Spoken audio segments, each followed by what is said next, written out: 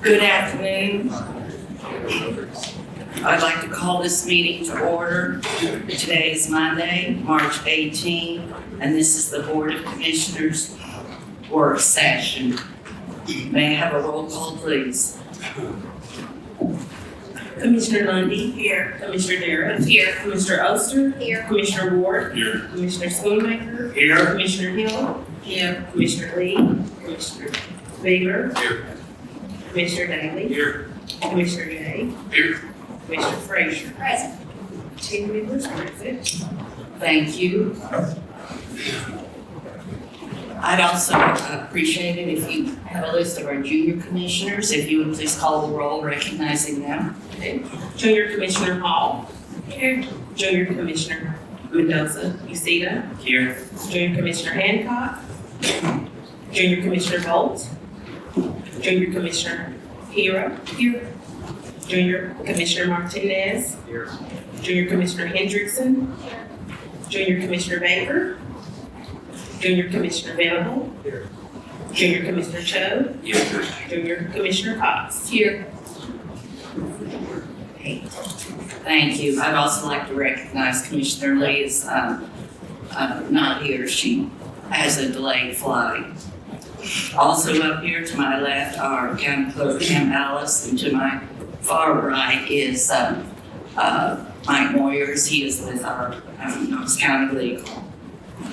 Are there any elected officers?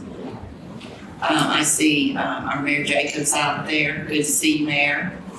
Is there anyone else I'm failing to overlook? Seeing none, I'll turn this over to Commissioner Daly for the pledge, for his junior commissioner for the pledge.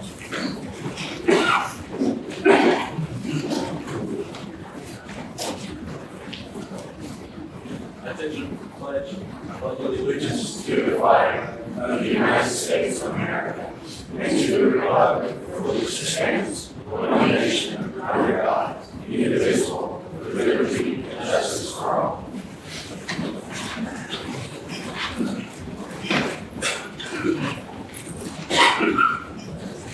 Thank you, Commissioners. We have several amendments to the agenda. We are adding item 2, item 24, and 42. We are also adding an honorary resolution presented by Commissioner Jay.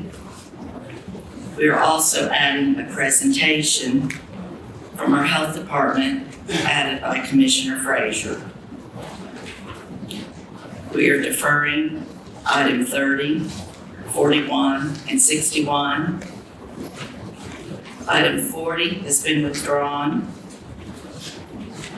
Our non-consent, items 1 through 7, 37, 38, 43, 44, 14, 25, 29, 32, and 39. Do I need to repeat those?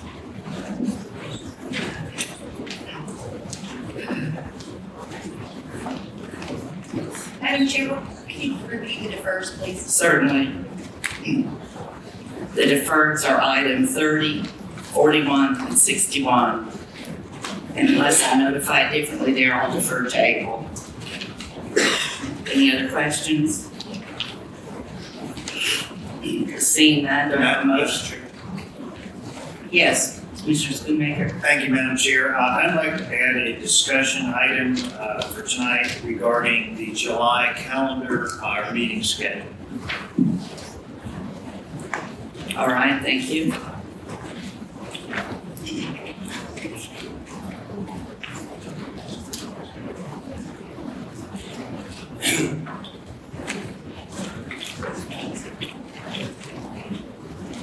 Thank you. I've been corrected. The zoning item, which I am thinking is number 61, has been deferred to May, not April.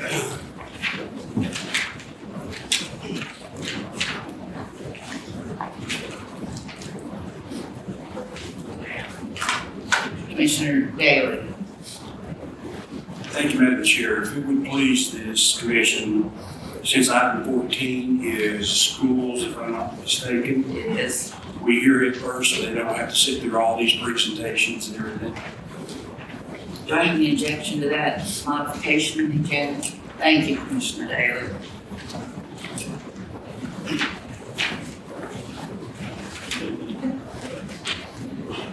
Having said that, are any other lights? Seeing none, do I have a motion to approve the agenda? Second. Motion by Jay, second by Frazier. Any discussion? All those in favor? Opposed? Motion carries. And at the request of Commissioner Daly, we will go ahead and address item 14. Let me just add this is for discussion only. Item 14 is Resolution R-24-3-206.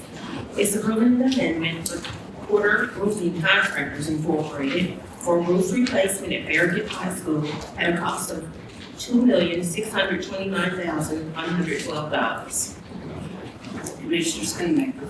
Thank you, Madam Chair. I had this pulled off the agenda just because, well, a couple of reasons. One, it's in my district, but two, a lot of times I think the public doesn't realize that the Board of Education and the school system is doing maintenance to our facilities. And I think this is a great example where the high school was built in the mid-70s and now they're getting a almost $3 million roof replacement, which is badly needed. So I just wanted to thank our representatives from Knox County Schools for continuing to do an outstanding job and to also just let the public know that, hey, they are taking care of the facilities that are entrusted to them. Thank you. Thank you. Is there any further discussion? Seeing none, we'll move on to honorary resolutions added by Commissioner Jay.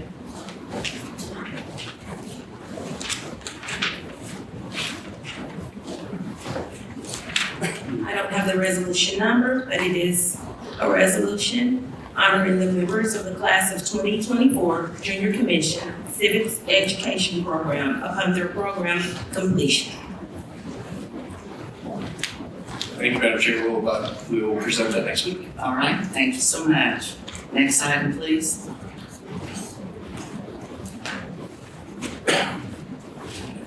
Item number 1, presentation of a proclamation by the Knox County Mayor proclaiming April 2024 as Fair Housing Month in Knox County. Is that to be heard tonight? Seeing no action, item number 2, please. Presentation by Senior Director of the Knox County Health Department, Kevin Parton, regarding Knox County being recognized as an AARP network of age-friendly community. Thank you. Commissioner Frazier, if you'd like to introduce this. Thank you, Madam Chair. This is Michelle Moyers with the Health Department, and she's going to give us a little bit of insight about the recent acknowledgement that our great Department of Health earned being an age-friendly community. So, Michelle, take it away. Thank you for being here with us. I'm going to see if I can get my presentation to get pulled up. Is it up?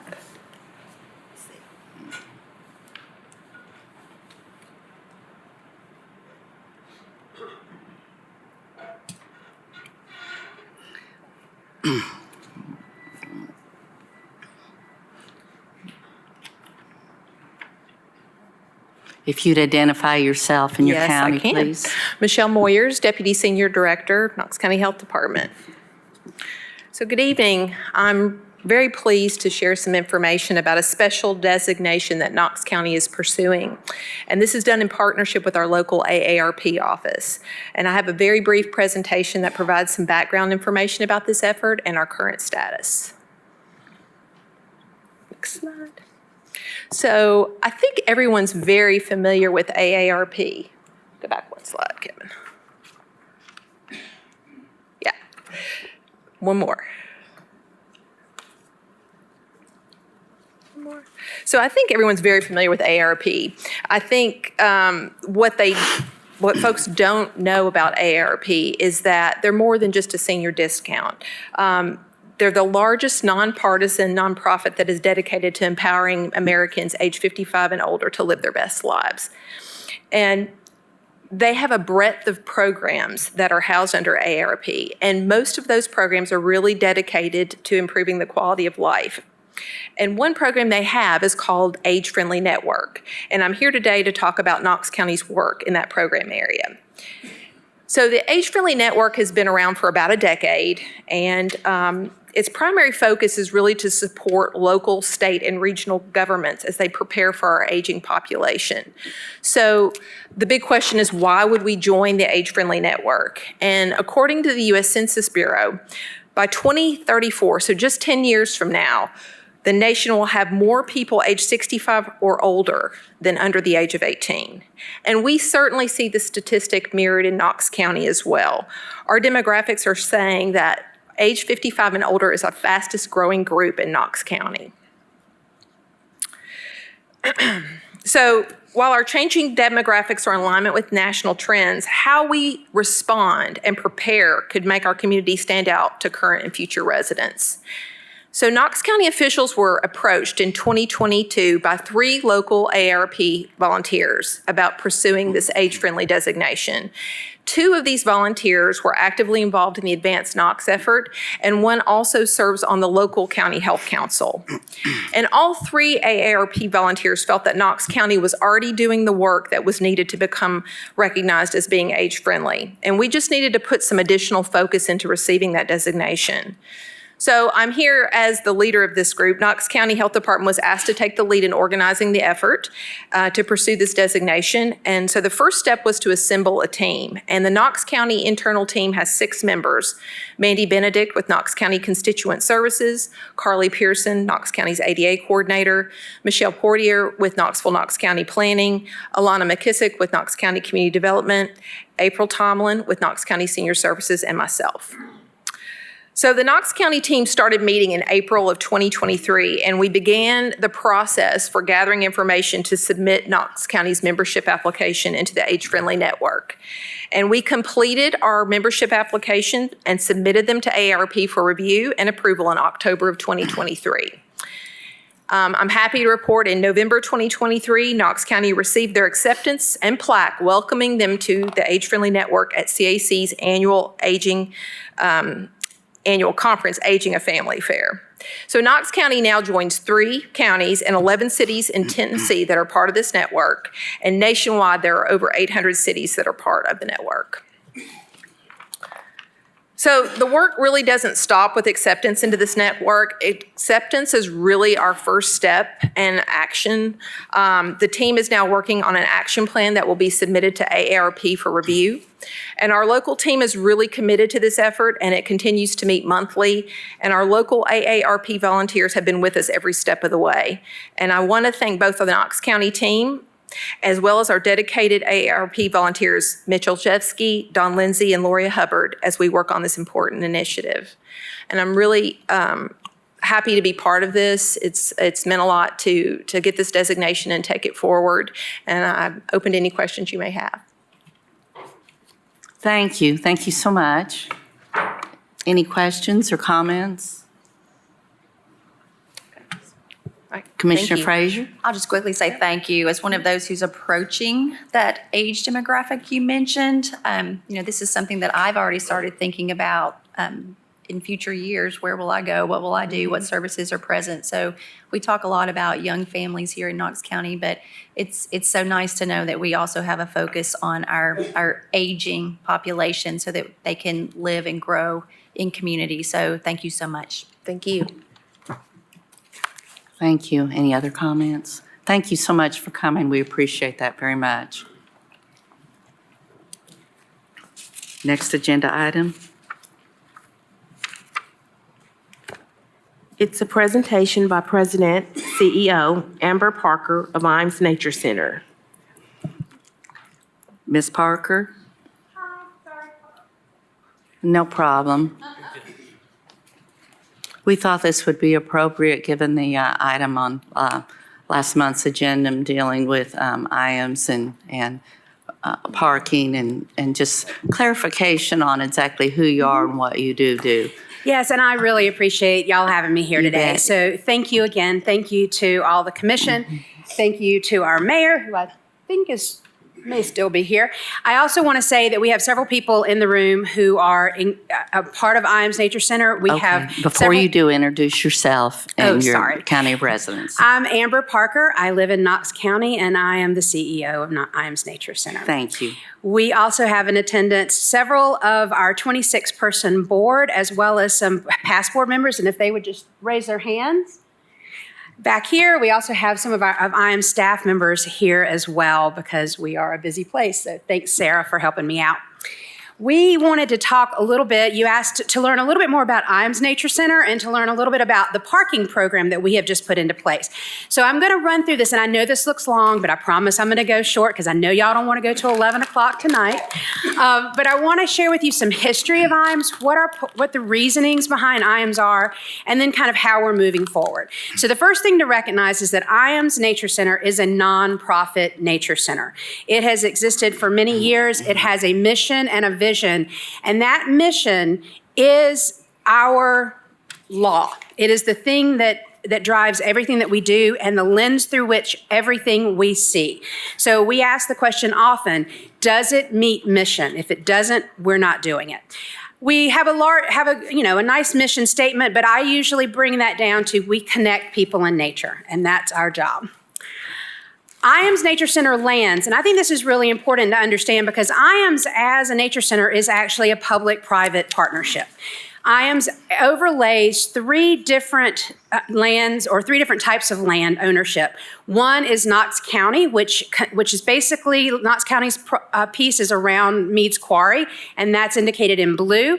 The city of Knoxville acreage is in this sort of yellowy kind of color, and then IAMS Nature Center acreage is in pink. The IAMS Nature Center acreage has been purchased by IAMS Nature Center Incorporated over years in order to bring that into the fold. All of the neighbors around IAMS know when you're thinking about selling, get in touch with us first, because if we can bring this land into the public trust, which is essentially what we're doing, and hold this land for the public, it is there forever. And we all know land is forever. So land is important, and good land that helps us to meet our mission is always an important thing.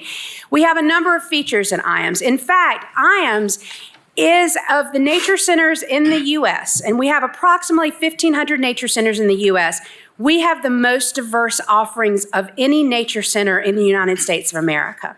I think that's really important to understand because IAMS is in Knoxville. IAMS is Knoxville's jewel in my mind, and we are functioning essentially as a world-class facility in Knoxville. IAMS timeline, it's important to recognize, we were begun in 1968 on about 30 acres of land. That started by the garden clubs of Knoxville coming together around the idea of creating a nature park. IAMS lands were added to over that period of time. And around 2001, we were estimating that we had about 100,000 people a year in visitorship. However, that was an estimate. We have a much better number now based on cell phone pings, which puts us at about 616,000 people accessing IAMS every year. So we went from 30 acres to 318 acres now. And that acreage is used by over 600,000 people a year, which is a heavy amount of use. It's also important to look at timeline, again, not just for IAMS, but for Meads Quarry, because I know this is the county, that is the county's interest. I want to make sure you understand how the Meads Quarry parcel came into being. Meads Quarry was purchased in 2001 by the county from Vivian Davids of Cobb County, Georgia for $1.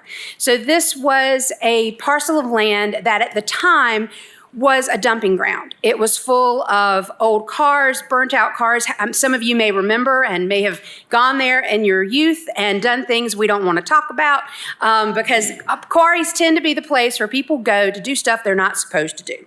That has been sort of a history and something that IAMS has been working on for over 20 years to to assuage, to make it into the family-friendly place that it needs to. So that land was purchased on May 15th of 2001, and then the land was given to Iams Nature Center to manage through a 99-year land lease with the county in September 1st of 2001. So from 2001, from September, Iams has worked at Meads Quarry to clean it up. One of our staff members, Ben Nanny, has been there that entire time. And if any of y'all know Ben, you know he is the best man on earth. And he has worked to clear tires, to clear everything. But not just that, not just cleaning it up, but building it into a space that is a space for everyone to use. That has happened in public-private partnership. We have worked with Knox County, with Knoxville City, and with private donors to make all of those things happen. For example, Knox County built the bathrooms that are down at the quarry, and Iams maintains those bathrooms and works on them until we get to a point where we can't figure out how to fix something. And then we're really lucky to have Joe Mack and his team to call and say, can you come and check on a plumbing issue for us? And it's wonderful. So everything that happens at the quarry happens in partnership, just like everything at Iams. Meads Quarry work again, I'll just mention this. This is a great photo of an old car that was pulled out of the quarry at one point. The work that we've done there includes removal of thousands of pounds of trash and everything else you can possibly imagine. Building trails, and that trail building happened in partnership with AMDC and tons of volunteers.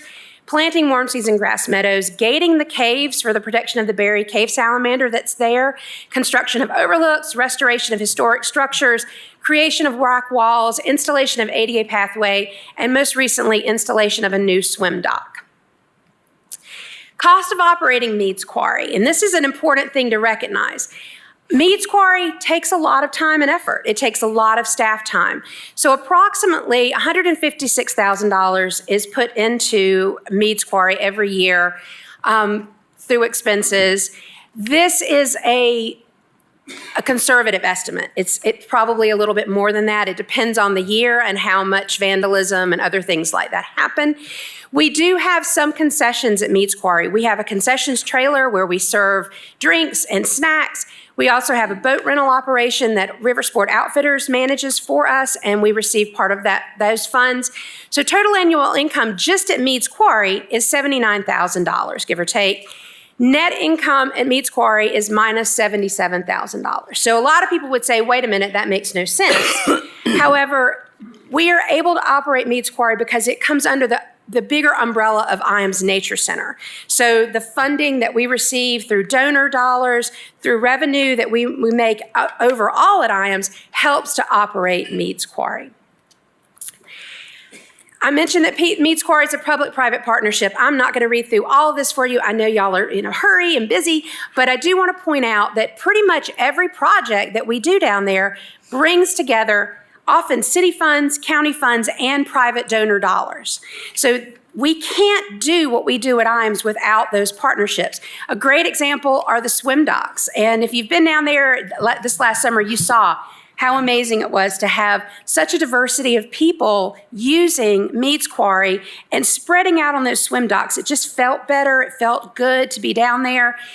Those swim docks are there because we had $20,000 from a private donor, and we also had $69,000 from Knox County, which we were very lucky. Mayor Jacobs gave us that money to help us with that project.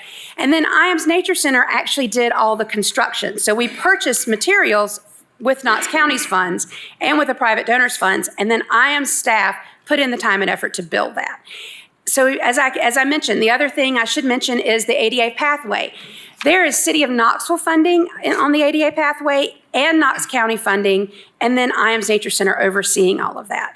So again, just as examples, everything we do is in partnership. As far as Iams overall, in 2023, we had 955 members and donors who were maintaining Iams for the use of 616,000 people a year. 24% of the visitors at Iams are from outside the region. So they are tourists, they are visitors, they are not putting tax money into our county, and yet they are using the space, and all of our donors are helping with that.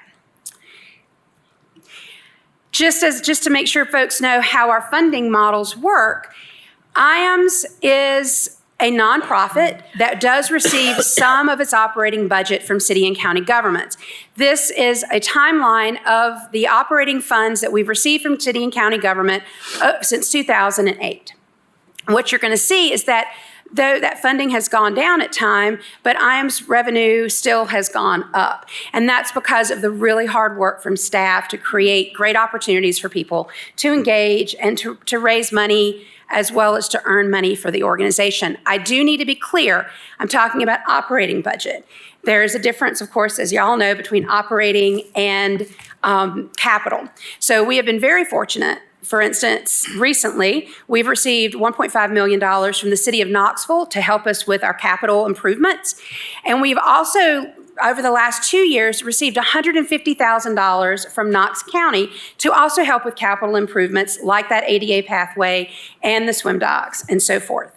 So the beauty of that, again, is that everybody's coming together to support something that could not truly exist well by itself. It has to be in partnership. I think it's important when we were starting to talk about how we could potentially bring additional funds into IAMS because we needed to, and how we could do that potentially through parking funds. We looked at our sister organizations in the county.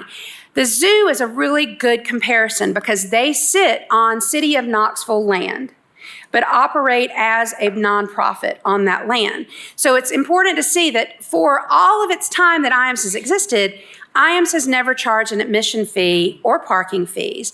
We can't, charging an admission fee is almost impossible for IAMS because we have 6 different vehicular entrances. So there's really no way to have everybody come through one entrance to experience IAMS, while most nonprofit nature centers do charge an entry fee.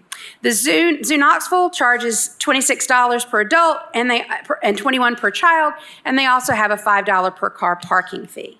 It's good to see that. It's also good to understand that other nonprofit and government organizations in this county do charge entry fees because they are able to do it because of how they're set up. And IAMS has not been able to do that. But yet we are supporting a huge number of people. We were really thinking about, as we started talking, as the board began to speak about parking, and let me just say, I've been thinking about this for 6 years.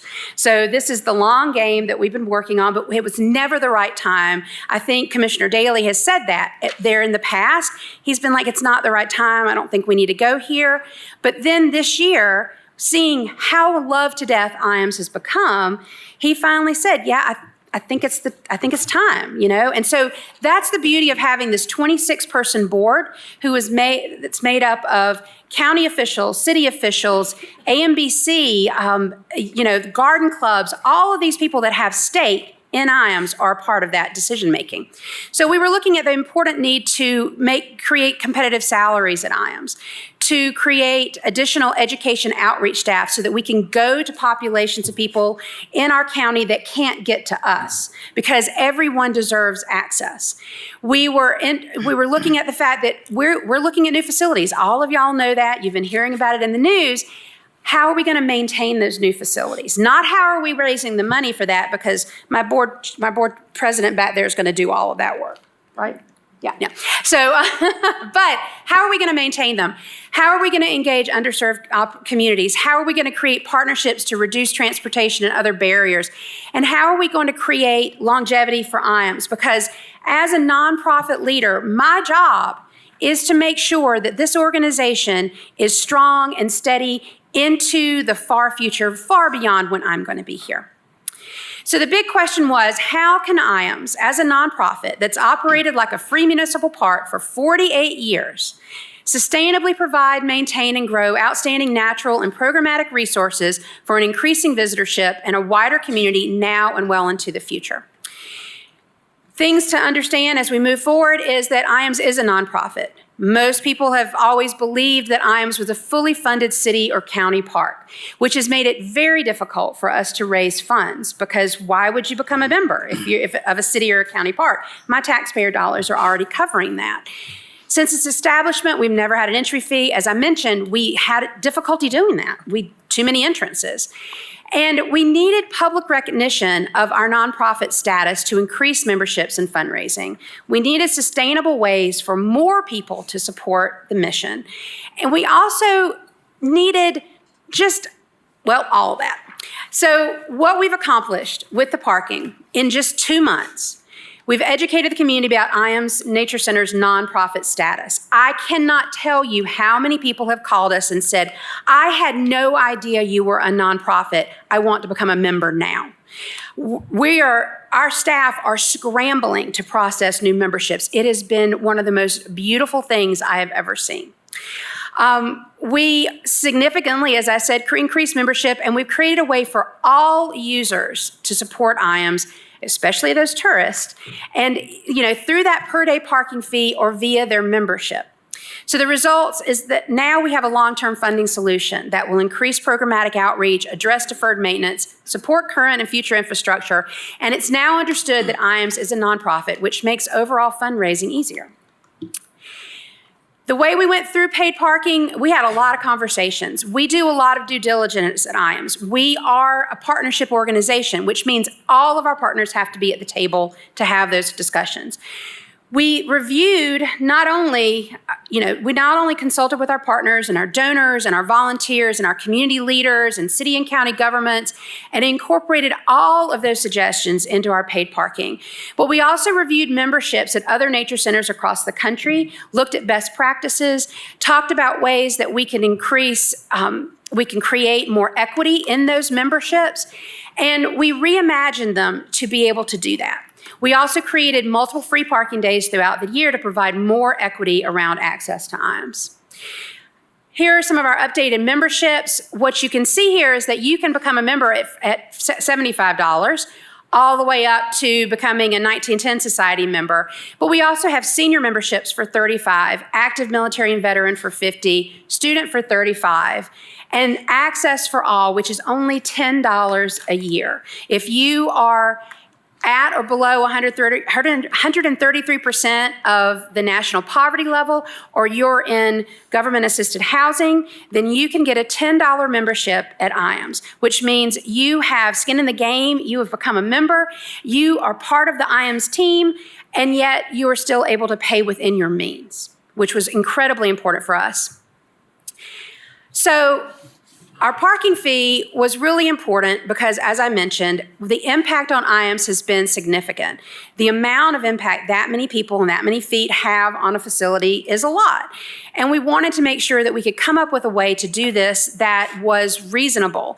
And what we found was the use of QR codes.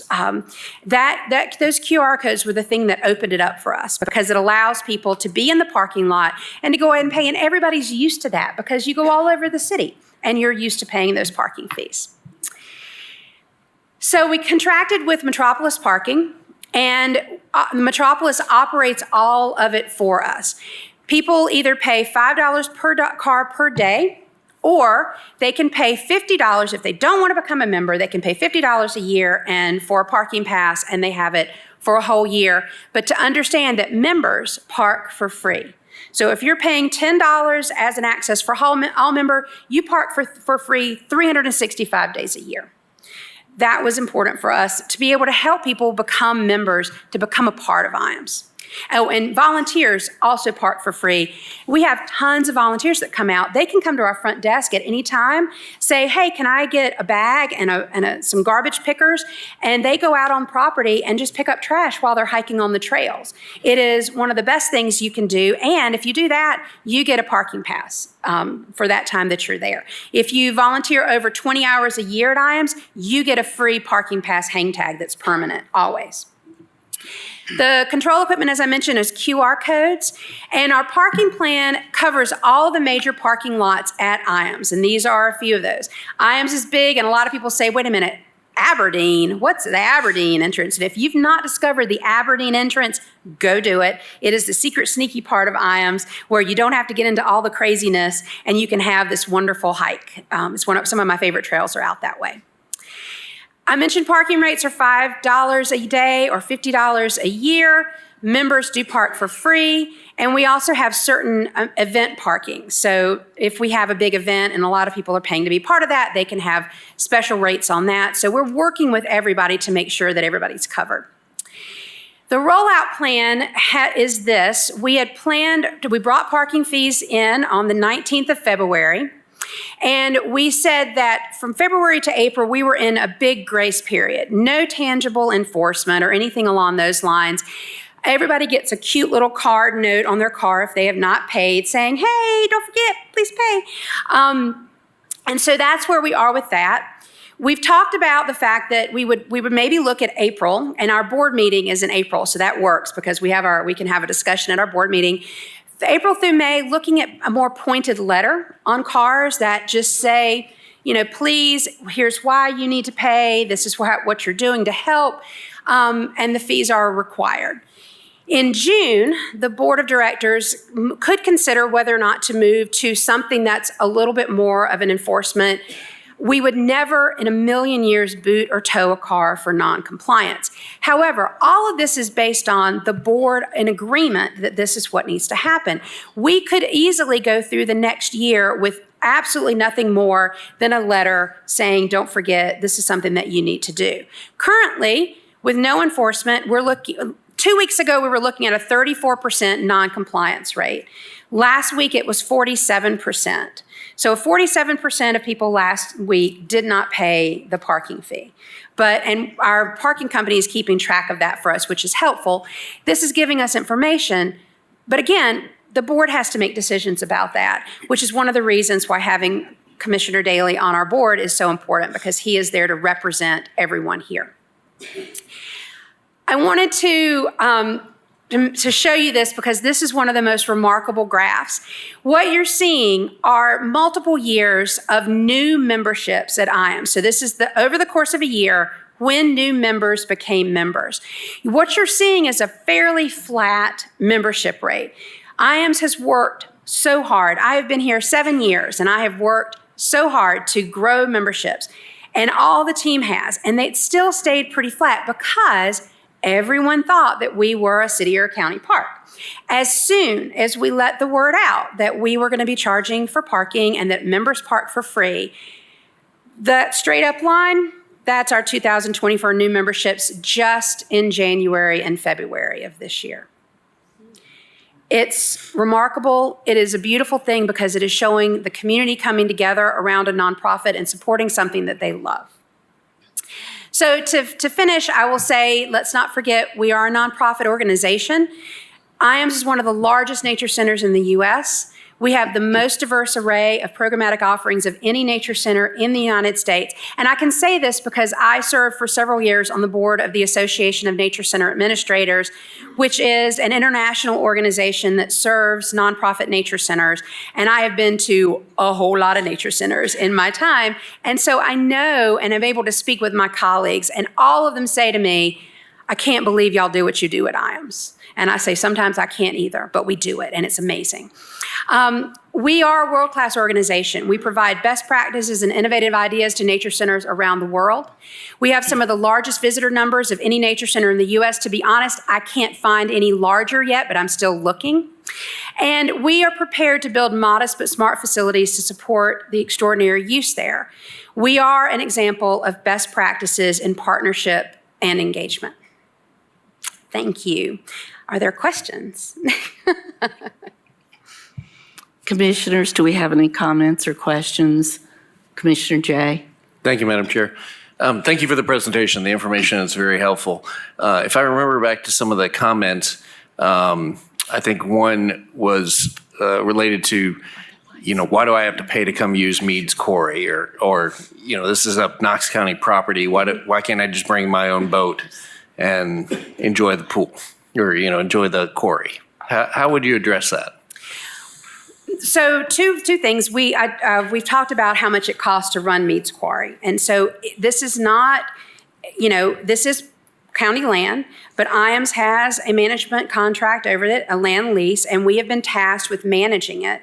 As such, we have to have revenue in order to be able to do that. So the parking fees are a way to help with that. And it's a way to help in a smaller amount. I know, for instance, Cincinnati Nature Center up in Cincinnati charges $9 per person to come onto their property, and their property overlays a lot of other properties as well. We're only looking at $5 per vehicle, which is very different. When it comes to the private boats, Meads Quarry Lake is a small lake. We have a ton of use that happens on there. We have 50 boats that can go out onto that lake from the river sport operation. If you get all of those boats out there, everybody's raft out there, and then allow for all the private boat use there, there's no space to be on the quarry. You're basically going to be able to walk from boat to boat. So we're trying to make the visitor experience a better experience. We're also trying to help with safety, because Meads Quarry Lake is 100 feet deep, and a lot of folks go out there and may not have appropriate safety gear. So we want to make sure that they do have that as well. And in addition, across the road at across the road at Iams Landing, which is on the Tennessee River, we have a free accessible boat dock that anyone can put a boat in or paddleboard or anything like that at any time of the day and can use it for free, no problem at all.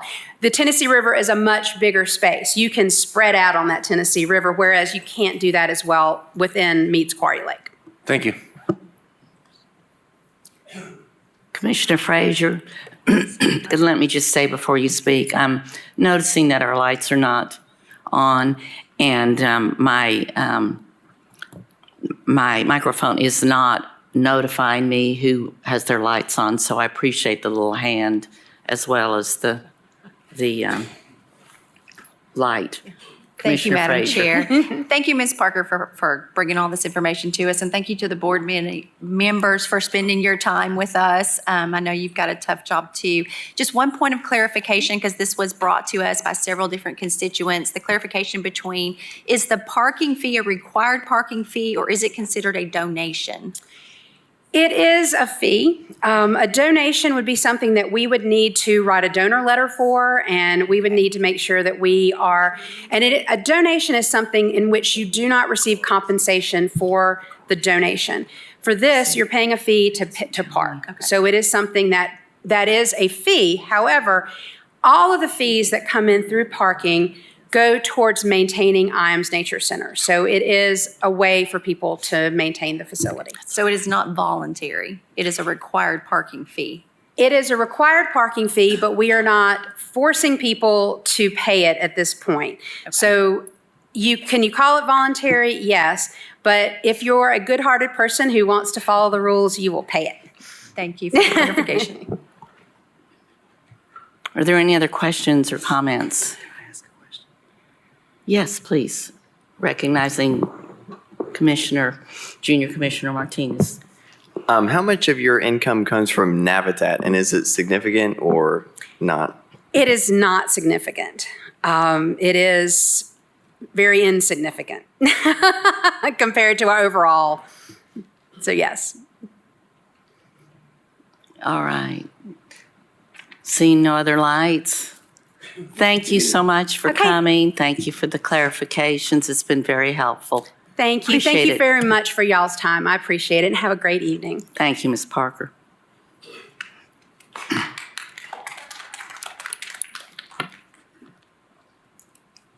Our next item is public forum. This is for agenda items only. The first person that is signed up is Celia Winchester to address Iams parking.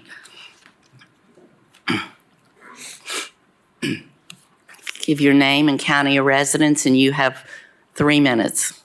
Oh, I wrote too much. I'm sorry. Celia Winchester. I'm a Knox County resident. And I am a business owner, a mom, and I've been on the Iams board for 4 years.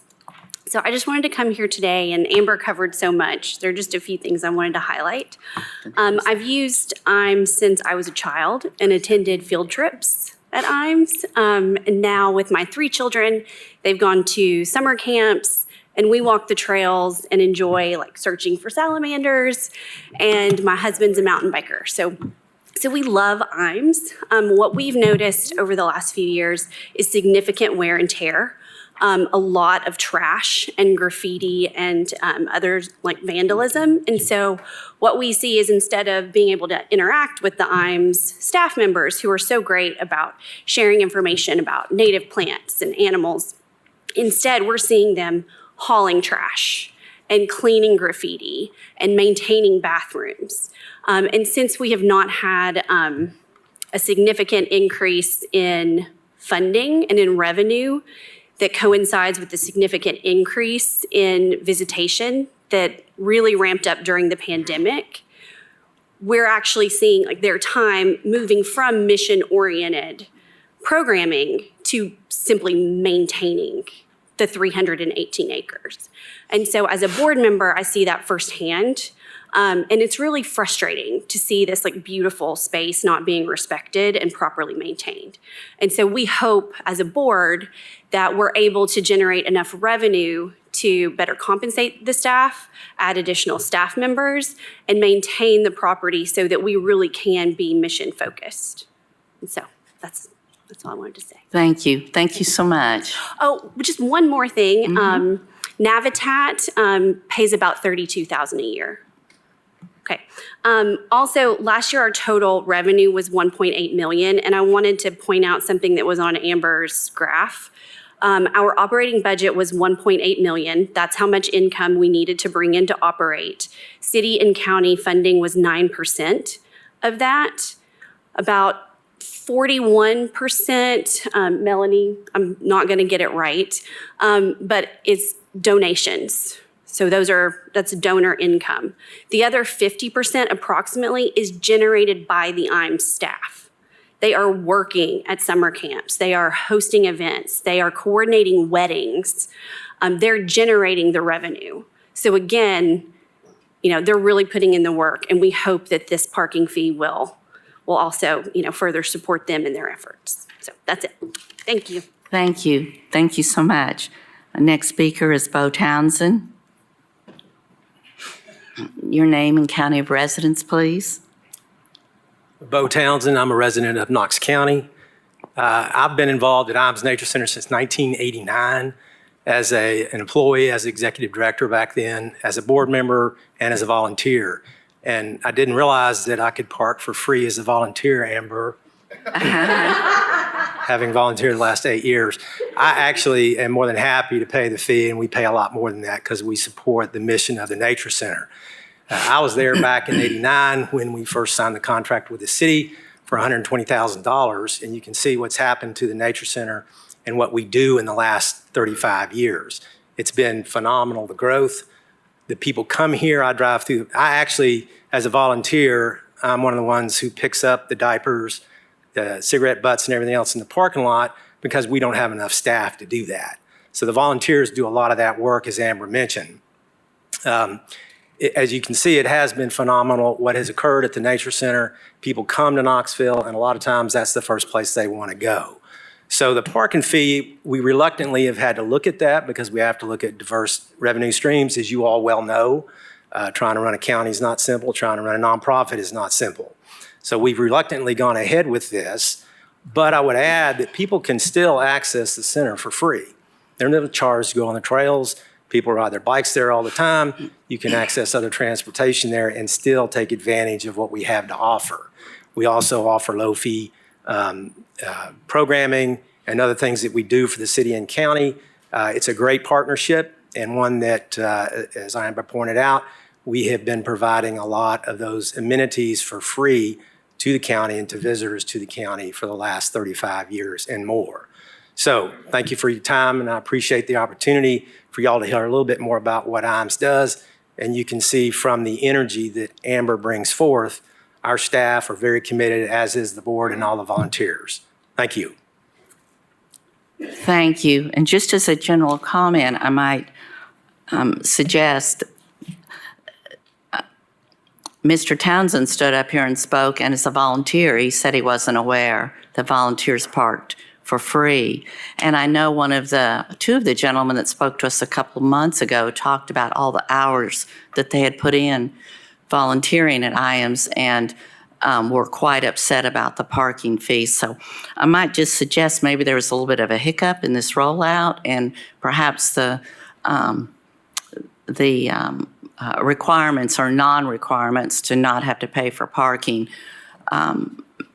There may be some other ways for you to get that word out so that volunteers do know that they don't have to pay the parking fee if they choose not to.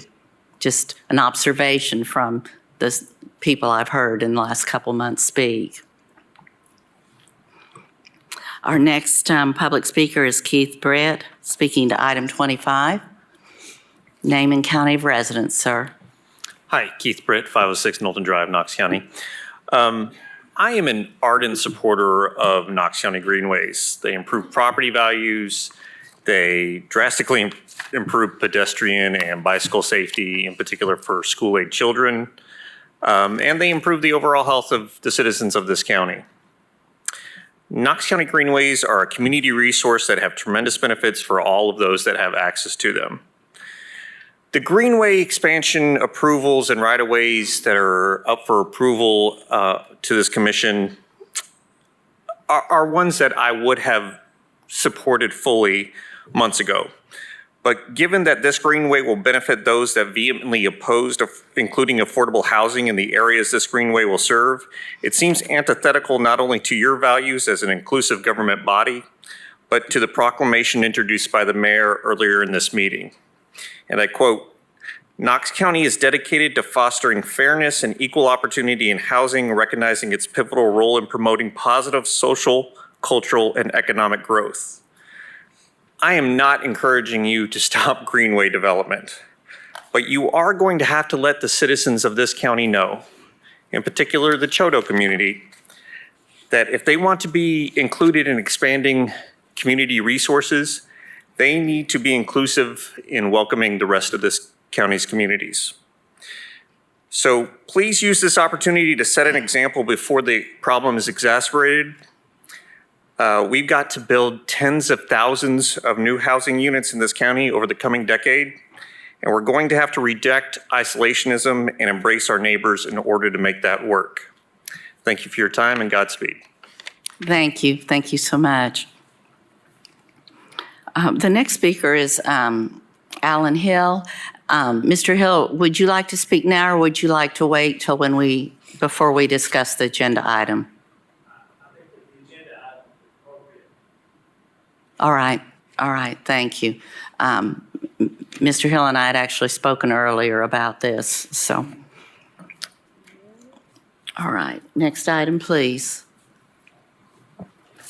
Just to be sure, there's no one that signed up to speak that I didn't call on, is there?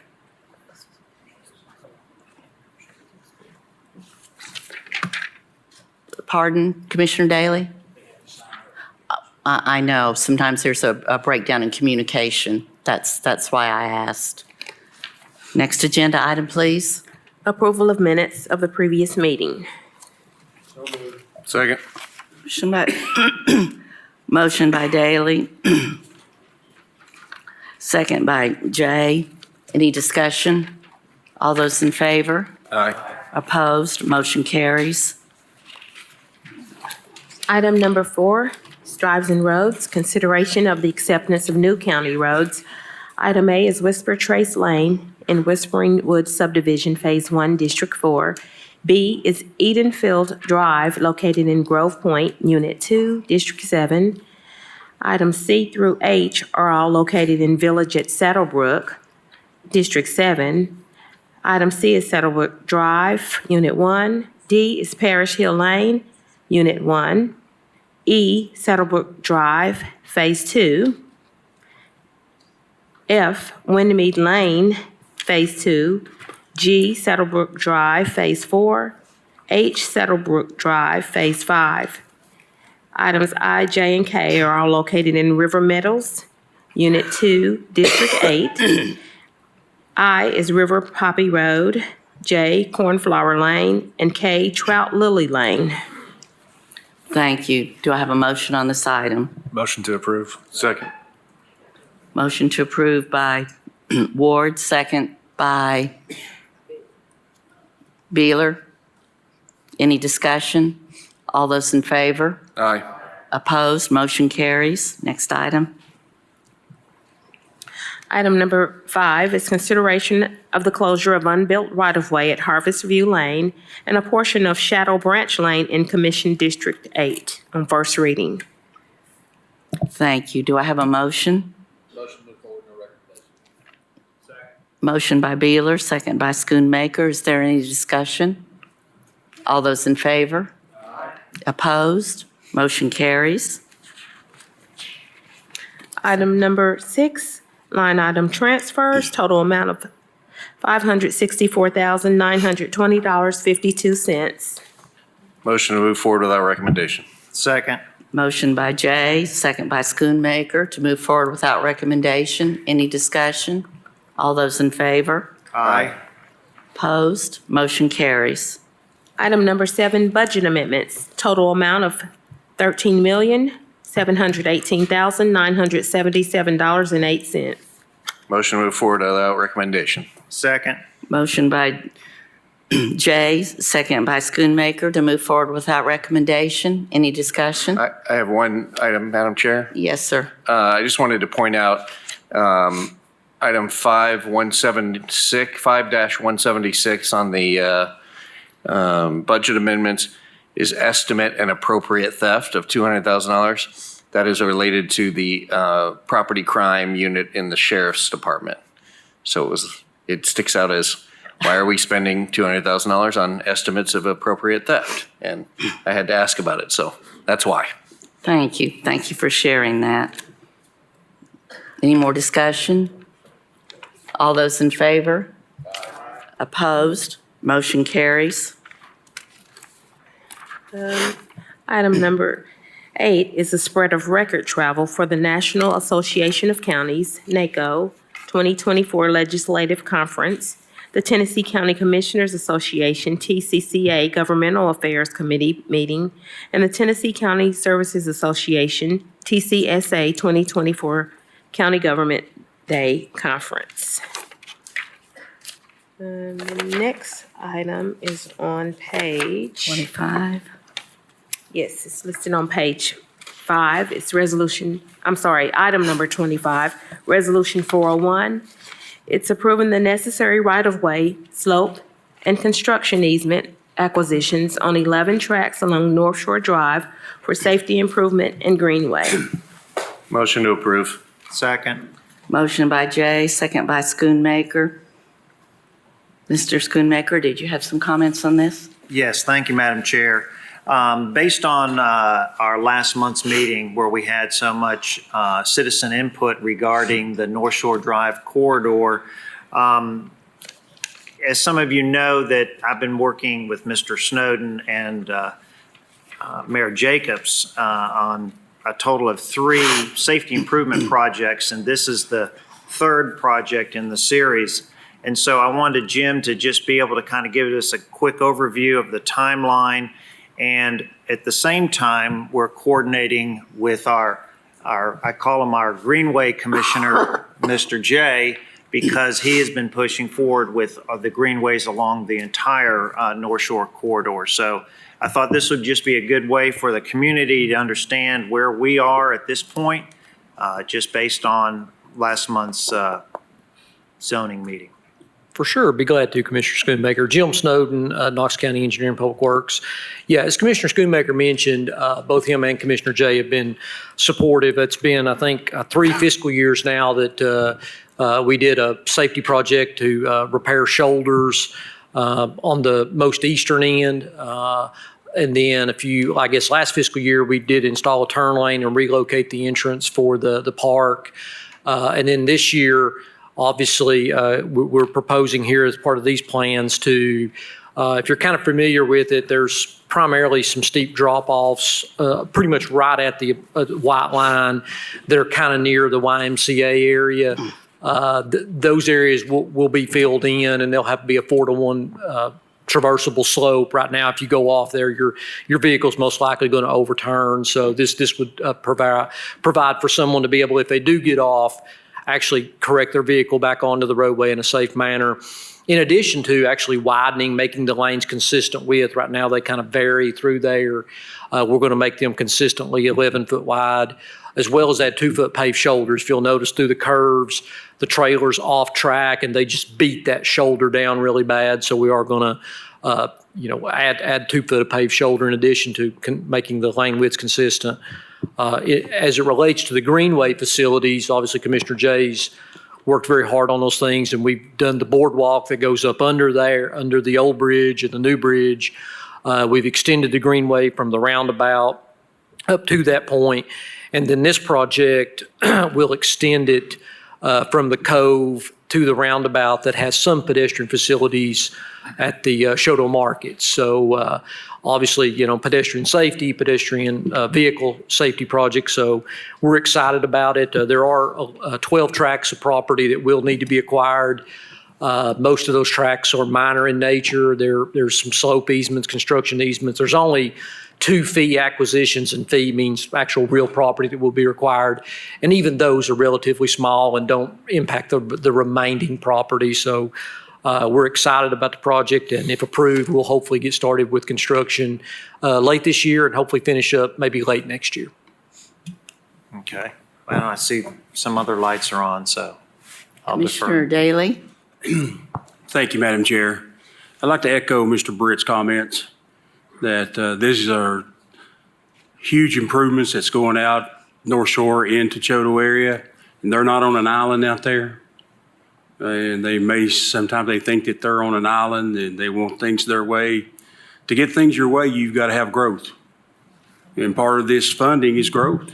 And I appreciate your comments. I appreciate you coming up and standing up and saying what needed to be said, that, the growth plan is coming up for a vote in the next week or two for town of Farragut. Hopefully they're wise enough to know that they're not an island. They need Knox County. They need our sheriff's office. They need our planning. They need everything. So hopefully, thank you, Mr. Britt, for your comments. Thank you.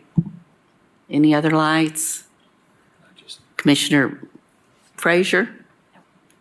I just had a quick question, Madam Chair. Director Snowden, what's the total cost for these acquisitions? And at this point, we haven't done appraisals yet, but I kind of thought that might come up. So I did some rough numbers. Based on some of the recent appraisals we've had, I would estimate somewhere around $60,000 to $65,000 for the totality of the 12 tracts of acquisition. Commissioner Jay, is your light on? Yes, thank you, Madam Chair. Also, thank you, Mr. Snowden, for the hard work on this and your team. I know the timing of things don't always match up. We actually started this project in August of 2018 in its totality, and this is heading towards the last phase of that. So it's been quite some time, regardless of when zonings or other issues come up. But I also wanted to add, just for the community's sake, and we'll certainly convey this out to all parties involved, that the mayor's team, communications team, has been working on a sort of informational video that will be released soon that will help explain the timeline, the impact, the overall safety projects, and sort of communicate, how we're bundling all those together and trying to accomplish a common goal. So hopefully that'll educate the public a little bit more. Thank you. Commissioner Ward? Just a clarification question. This says 11, and Jim, I think you just said 12. Do we need to amend this to 12 instead of 11 tracks?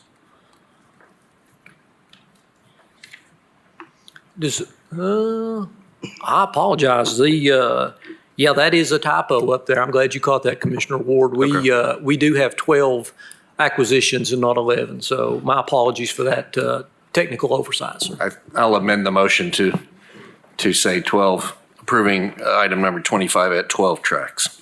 Thank you. Commissioner Schoon, your second. Second concurs. Thank you.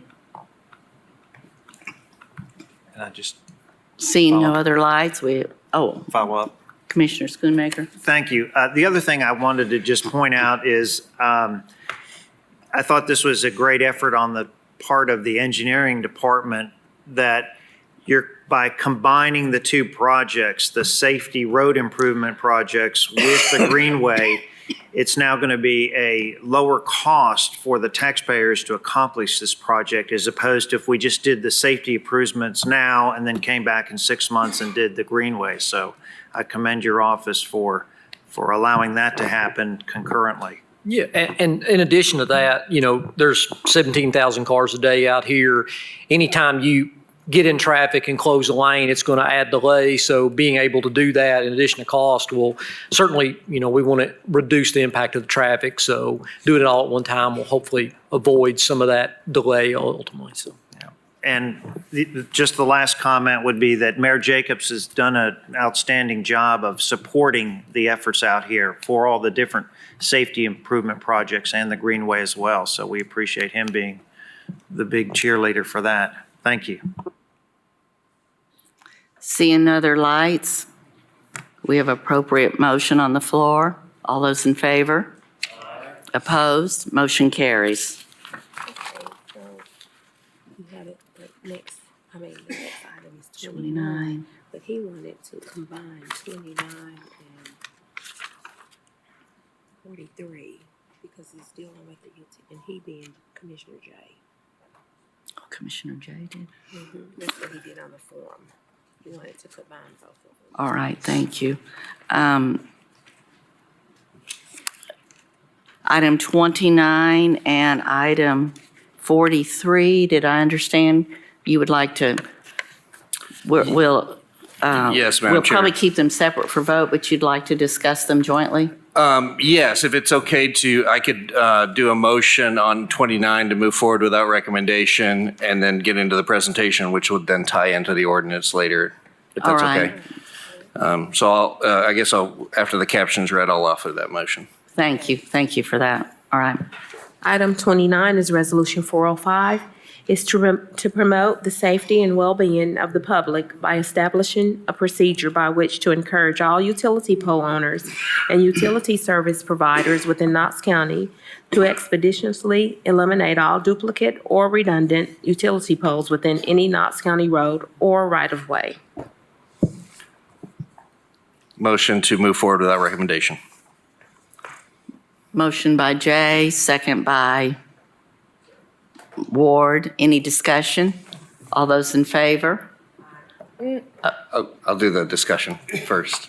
Can I do the presentation first? Oh, I'm sorry. I thought Okay. you wanted to do it all at Well, 43. now that the discussion's open, before we take the vote, I'll go ahead and do the presentation and then move on from there, if that's okay? Very well. Okay. Thank you, Madam Chair. So hold on a minute. I'm sorry. I certainly will allow you your presentation. Mr. Allen, would you like to come forth? At this time, Mr. Hill.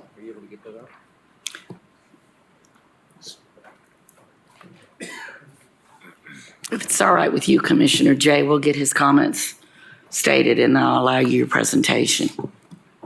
So, okay. I imagine Mr. Hill is going to oppose my presentation. Can I give the presentation before he decides how to oppose it, before he sees it?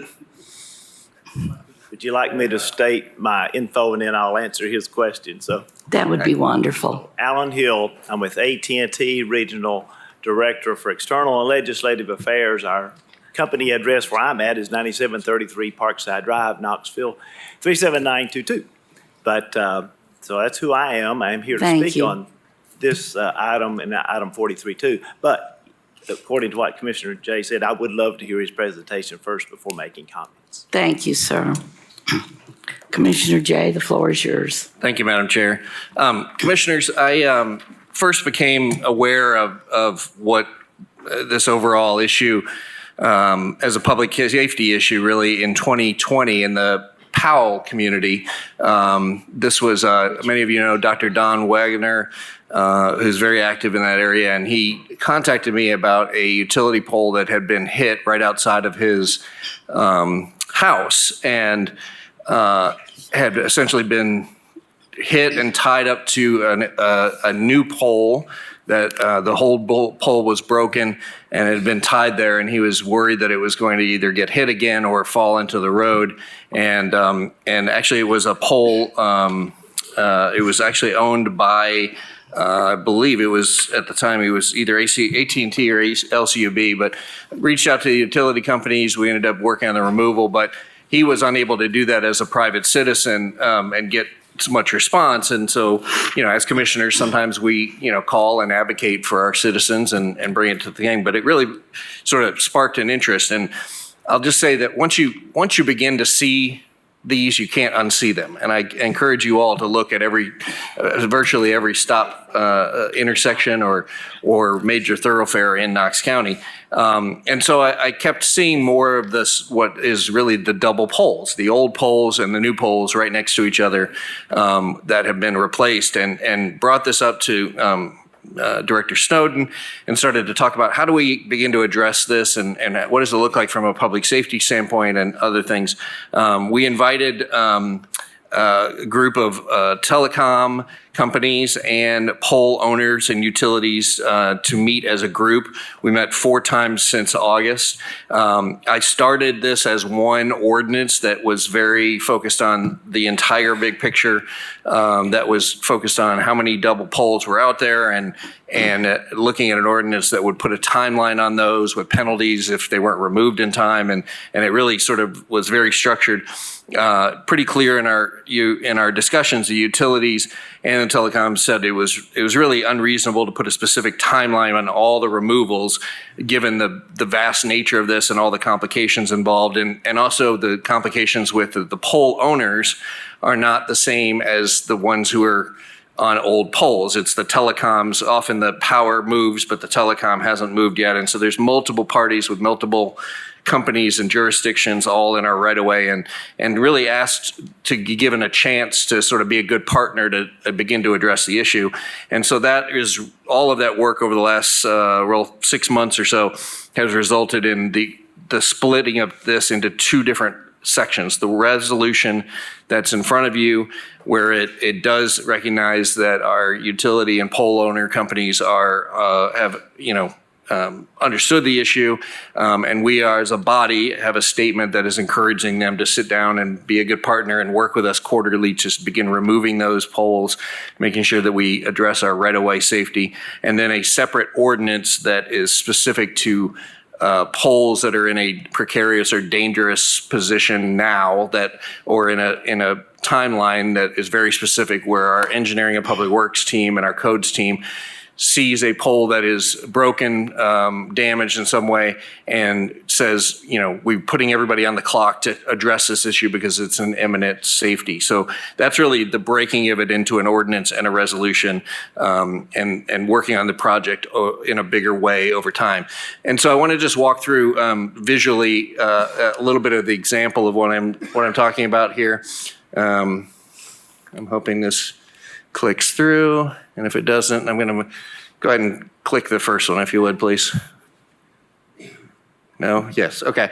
I'm just going to go district by district. I know that District 1 and 2 are entirely within the city. Our ordinances and resolutions really only have to do with the county jurisdiction, but as a respect to showing the problem kind of county-wide, you can see here right at Cherry Street at Cecil and I-40, you've got a pole that's abandoned with no utilities on it, and then another one right down the street that has utilities or telecom that is still attached, but utilities have moved. And next slide, please. Here, this is District 2, Cedar Lane and Kingwood.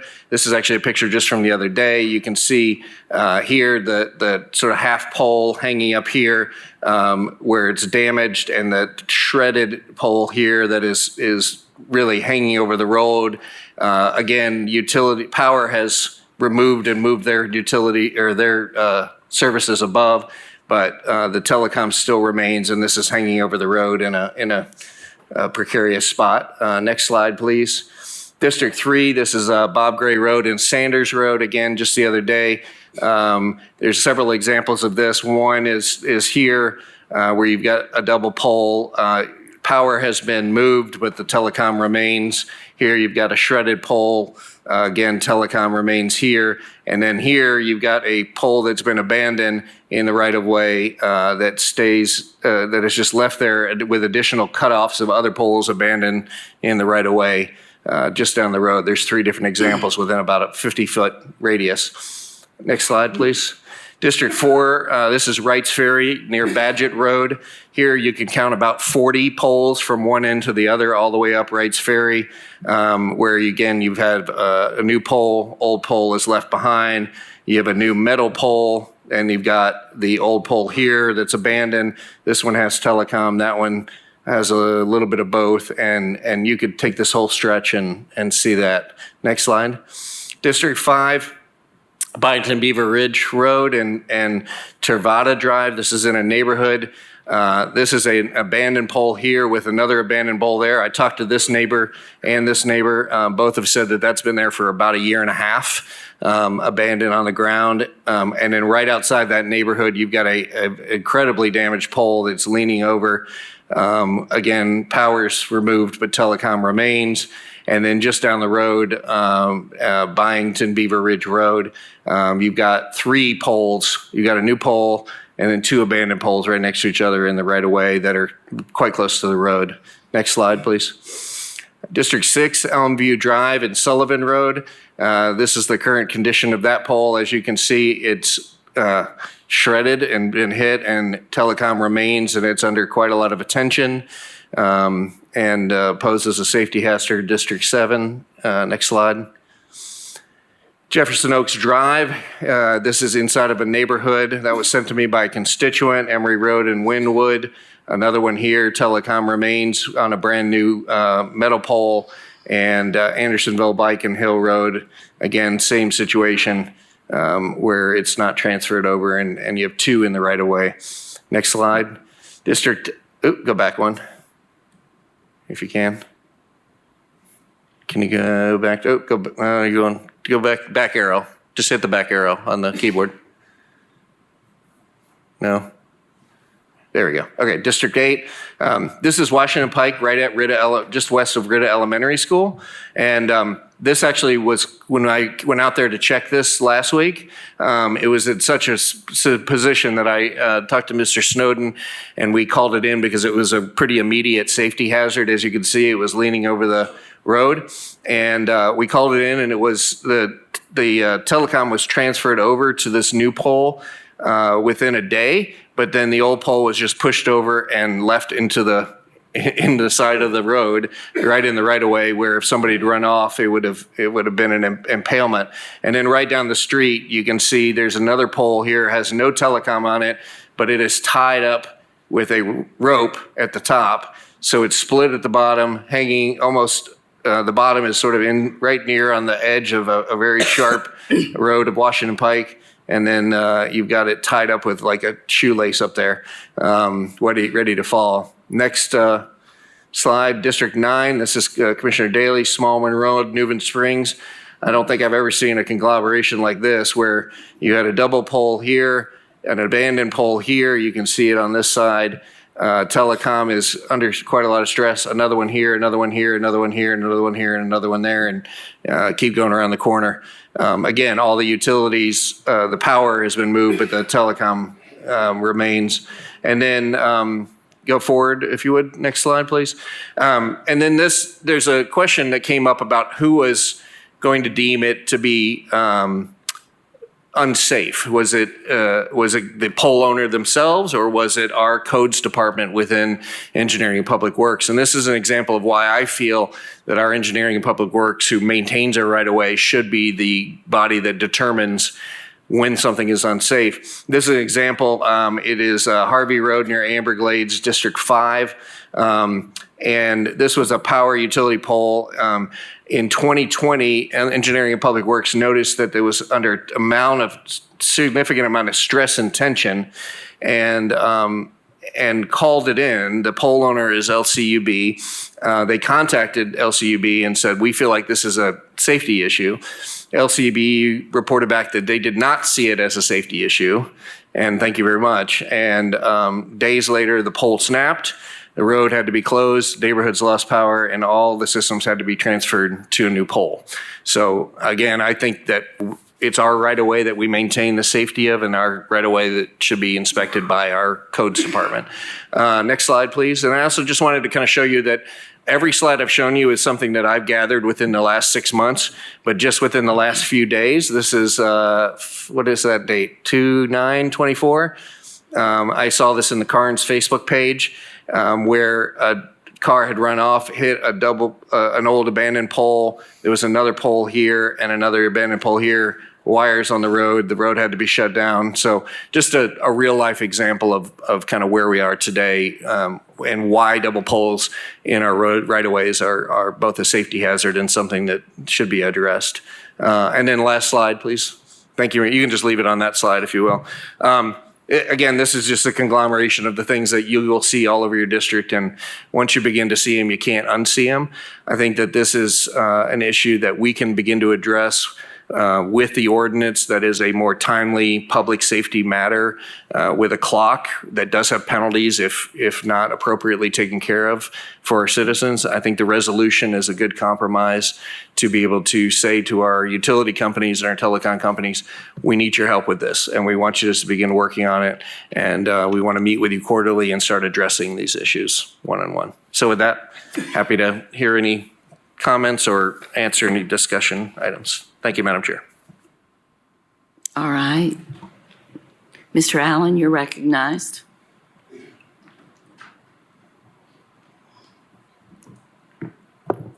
Should I state my name again? We've got you. Okay, got me. Well, thank you for giving us time to speak a few words here today. I do want to say I really do appreciate, Commissioner Jay, you bringing this before us for our attention, and appreciate the work that you've done, and Director Snowden too. AT&T's been part of these meetings since November, December timeframe, along with other pole owners and other utility providers, sometimes called attachers that don't own the poles. So we agree with your intent to make the right-of-way safe and also aesthetically pleasing with visual appearance as well. And as came up in one of our meetings, to reduce right-of-way litter, I think Commissioner Daly referred it to. So we appreciate the intent of that. I will say that AT&T works hard to maintain a safe network. That's a priority for us, anything that we do. And we want to also be a good corporate citizen and good stewards of the right-of-way that we are able to use, where we actually pay for permit fees and pay taxes on our capital investment here in the county. We also feel that AT&T, I can't speak for others, but AT&T and me personally have been responsive to several commissioners here on commission when they've called or emailed us with concerns. It might take a few days to get it rectified, but we think we've been responsive on any initiative like that. As I mentioned, we've attended these meetings since November. We've also worked through several draft iterations with Commissioner Jay and Director Snowden and other commissioners that attended the meeting. So we've gone through several iterations, first of all on an ordinance, and then breaking it out secondly to a resolution and an ordinance. So we've gone through several of those. We still think there are some other changes that should be made. So with that said, we really take the position on the ordinance, the utility ordinance, which is item 43, number 0-24-3-101, that you postpone that would be our request. And we think that it could be actually a consideration there of overstepping into an area of jurisdiction that the county might not really should be into, that it could be potentially encroaching on state and federal statutes as well. And I can enumerate some of those other detailed concerns, but I'm not going to take the time to do that now unless called upon later. So we think the resolution, though, is good. And we would propose that this item 29 resolution not only address the double or, what do you call it, Commissioner Jay? The double or extra poles or whatever it's called out there, the unnecessary pole, redundant, yeah, double or redundant poles, that you add to that verbiage,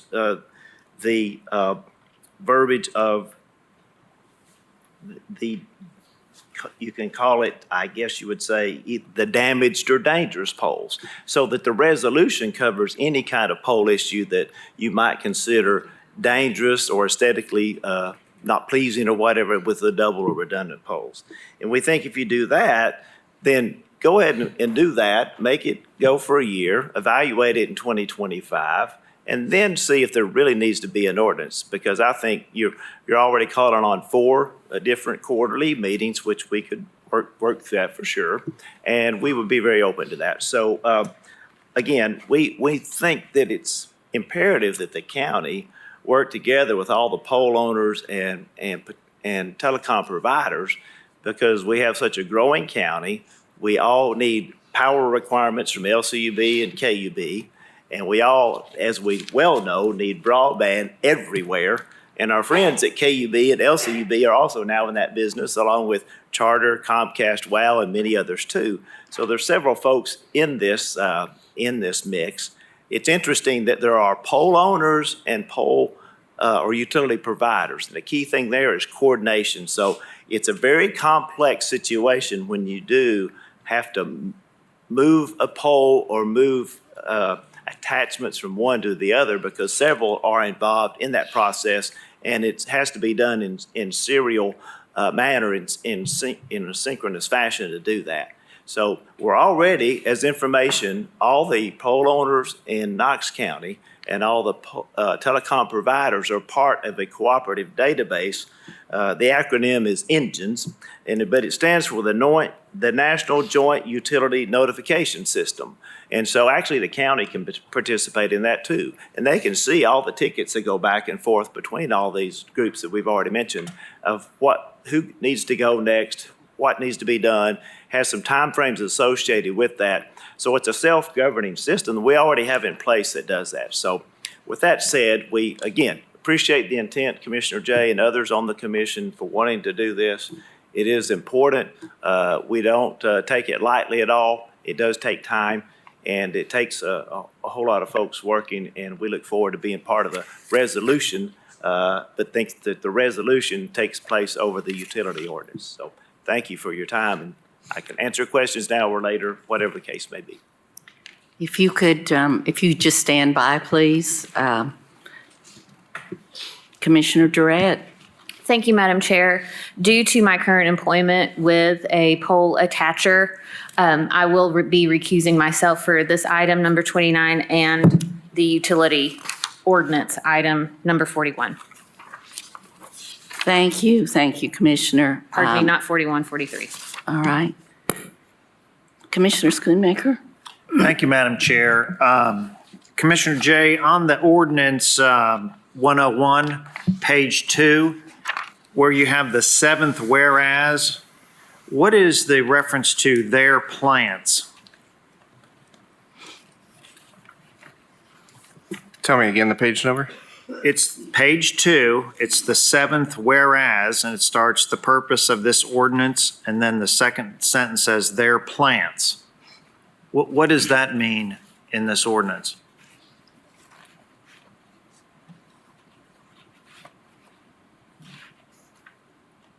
Read the whole sentence.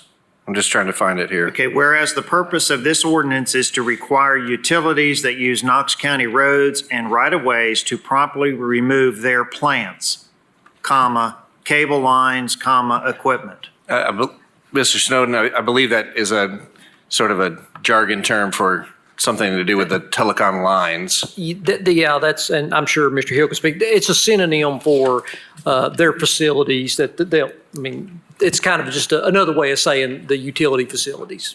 Okay. And then I guess question to Mr. Snowden and Mr. Jay.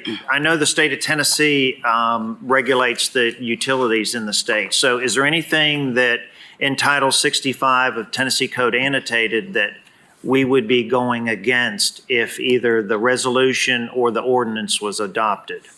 When we spoke, Charlie Sturkey from the Knox County Law Department was intimate in drafting this with us. And when we spoke at length with Mr. Snowden and Mr. Sturkey about essentially our maintenance of the public right of way, and he he felt like this was written in a way that allowed us to focus on the jurisdiction of our right-of-way, which is the public land, and that we had police powers and Mr. Moyers may say it more eloquently, but essentially police powers and jurisdiction to maintain our own right-of-way. We give permission to both utility companies and telecom companies to operate in our right-of-way as we do with other, construction facilities, et cetera, and that we have the ability to manage our own right-of-way as, appropriate. Okay. Well, and Lenore City Utilities has the poles 100% in my district, as well as a big portion of Commissioner Oster's district. But in my time on commission, it seems like when a pole's been replaced, Lenore City Utilities has been right on top of replacing their lines, and it's everybody else, the WOW, TDS, and everybody down the line has not. And it appears on the surface, and maybe you could help me out with this, Mr. Snowden, but we used to have, TDS used to have an office in Farragut where if we did have an issue, we could approach them and it was handled pretty quickly. Now everything goes to Madison, Wisconsin. Has that delayed the process now of getting some of these safety issues corrected, where there's a pole that needs to be removed but still has TDS or WOW or? I don't know if I would say delay. We still have good local contacts for those folks. So my office and my utility manager can reach out to certain people at even those areas. They may not have a biggest presence here locally, but we still can get a hold of those folks. And you're right. Typically, the power companies do get out there and move the lines really quickly. It's typically some of the folks that are underneath there that are the challenge. Okay.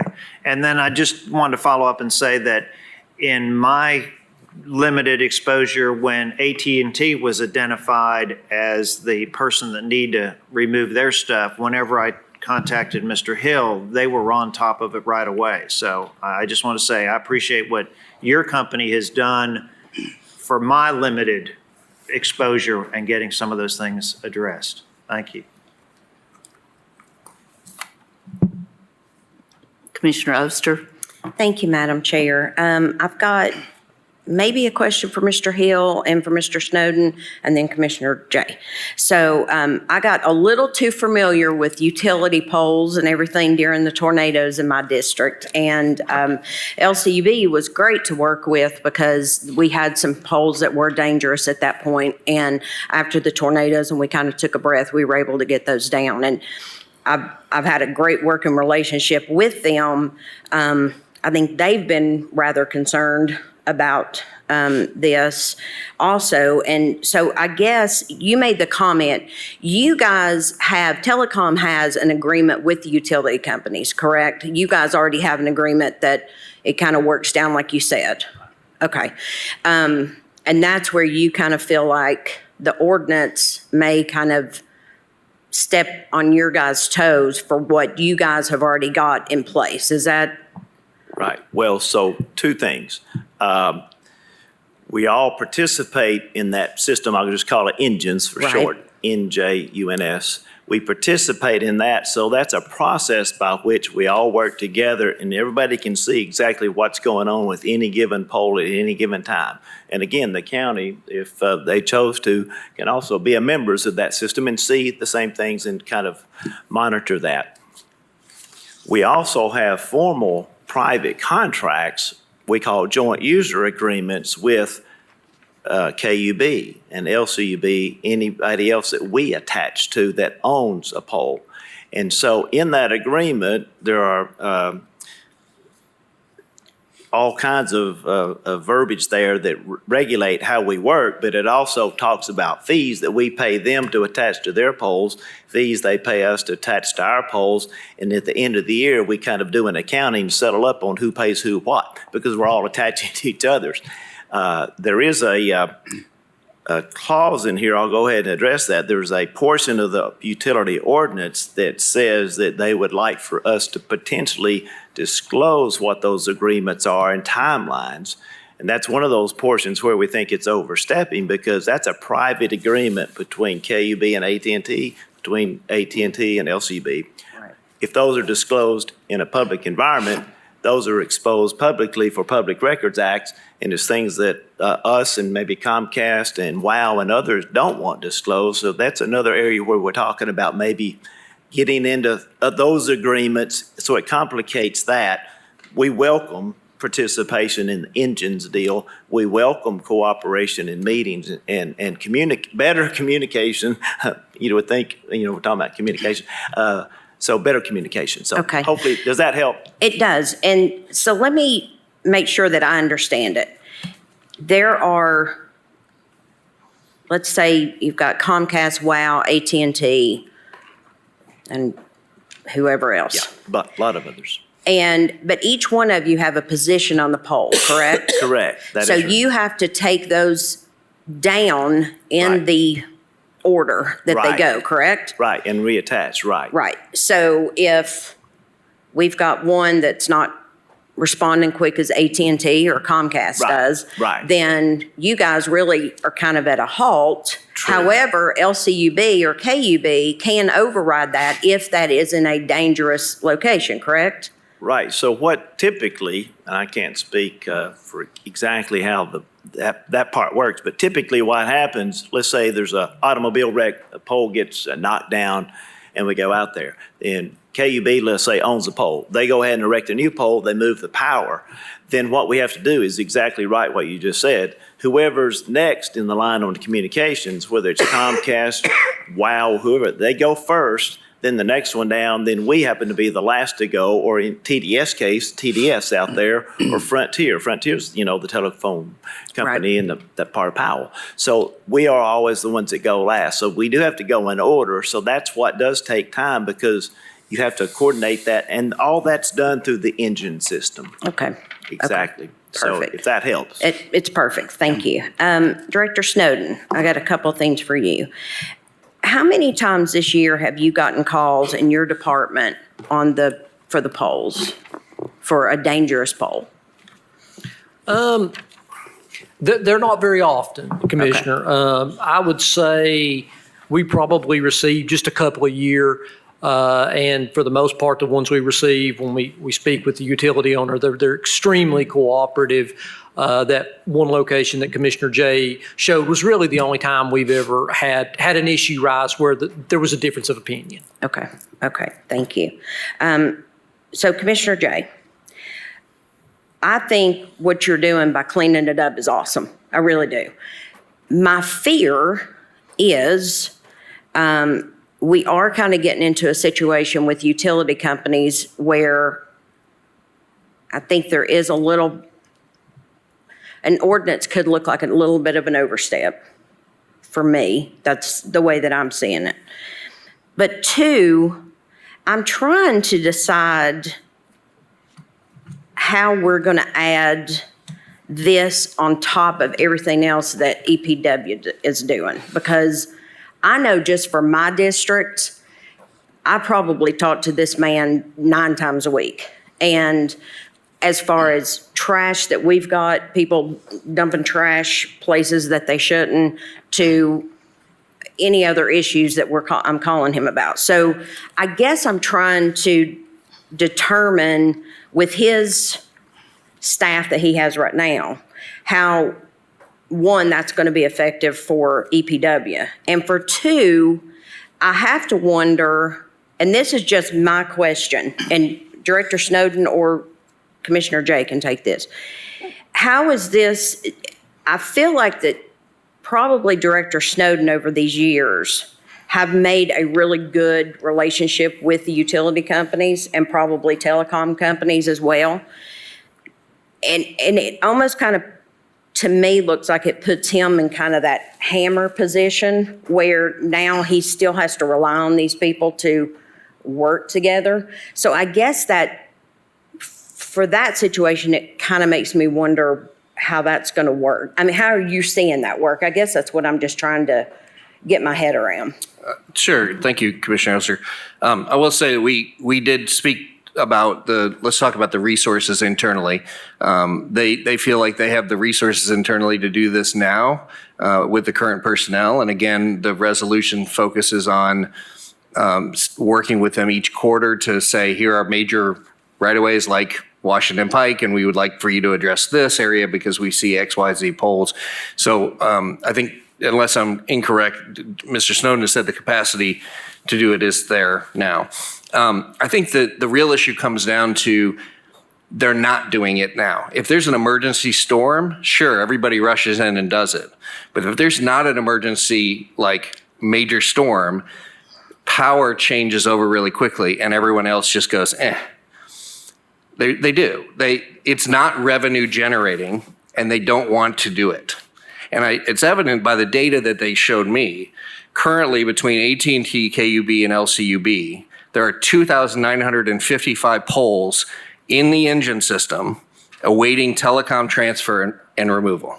So nearly 3,000 poles currently in Knox County. The power's been moved, new pole is in, and the old system has not been transferred to the new system. They're not going to do it on their own unless we work on an agreement as a resolution to say, we want to work alongside with you if you do want to be a good partner.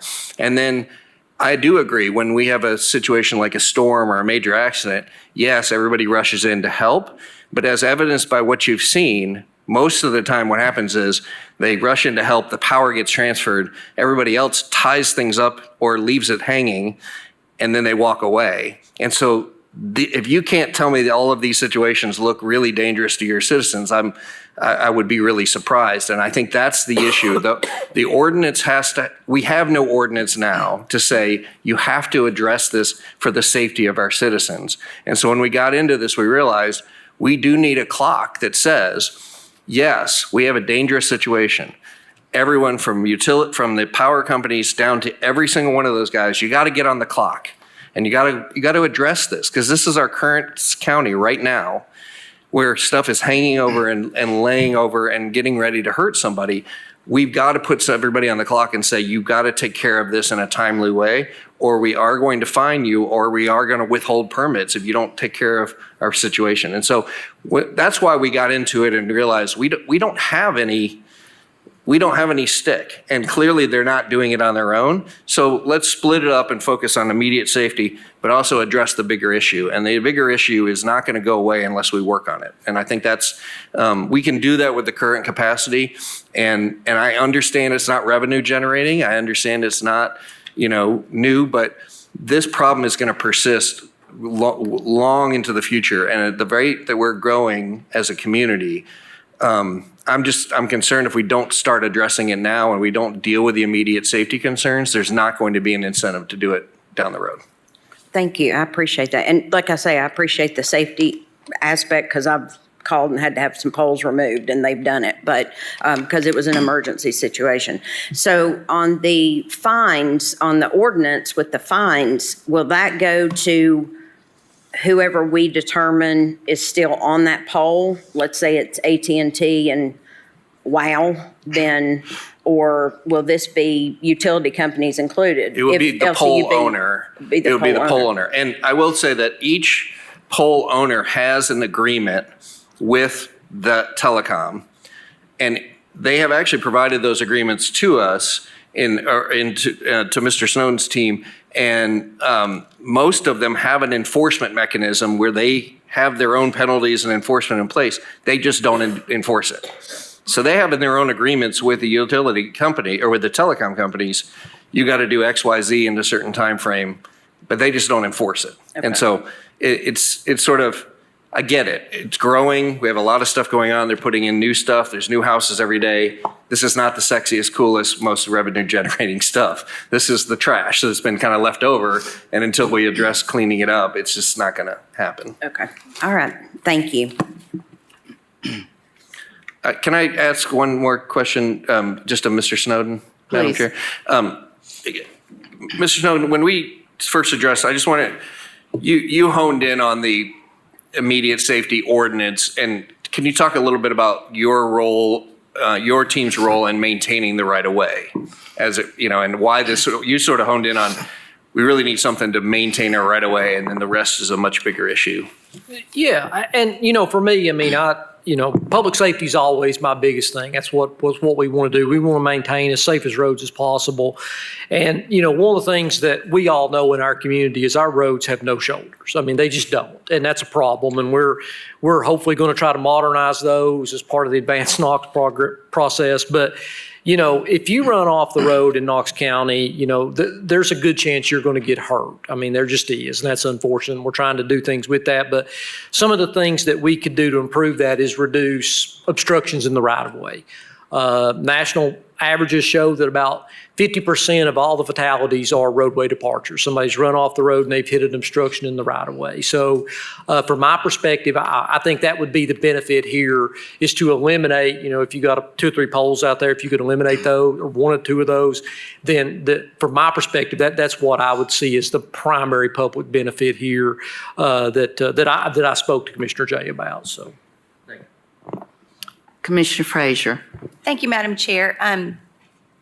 Mr. Hill, you're with AT&T, correct? Do we have any other utility companies or telecom companies present here? KUB. My question is, and I was just asking if you all were here to respond. Commissioner Jay mentioned there's roughly 2,900, 3,000 poles in the system awaiting removal, and that in the joint user agreements, you do have penalties and timelines, but you're not executing them or following through. I was just wondering if you all could respond to that and just give me a little bit of information of why that is or what's in place. I know that many of you had those discussions at the meetings that were held for the stakeholders, and I was able to attend one of those, and I know there was some discussion, but if you could just kind of share here too, that would be great. I'll go ahead if I can first, since I'm here. So there are, as I mentioned, there are joint user agreements we have where we reciprocate between KUB and LCB for our case. TDS probably has similar ones, I would think, in Frontier with the pole owners there.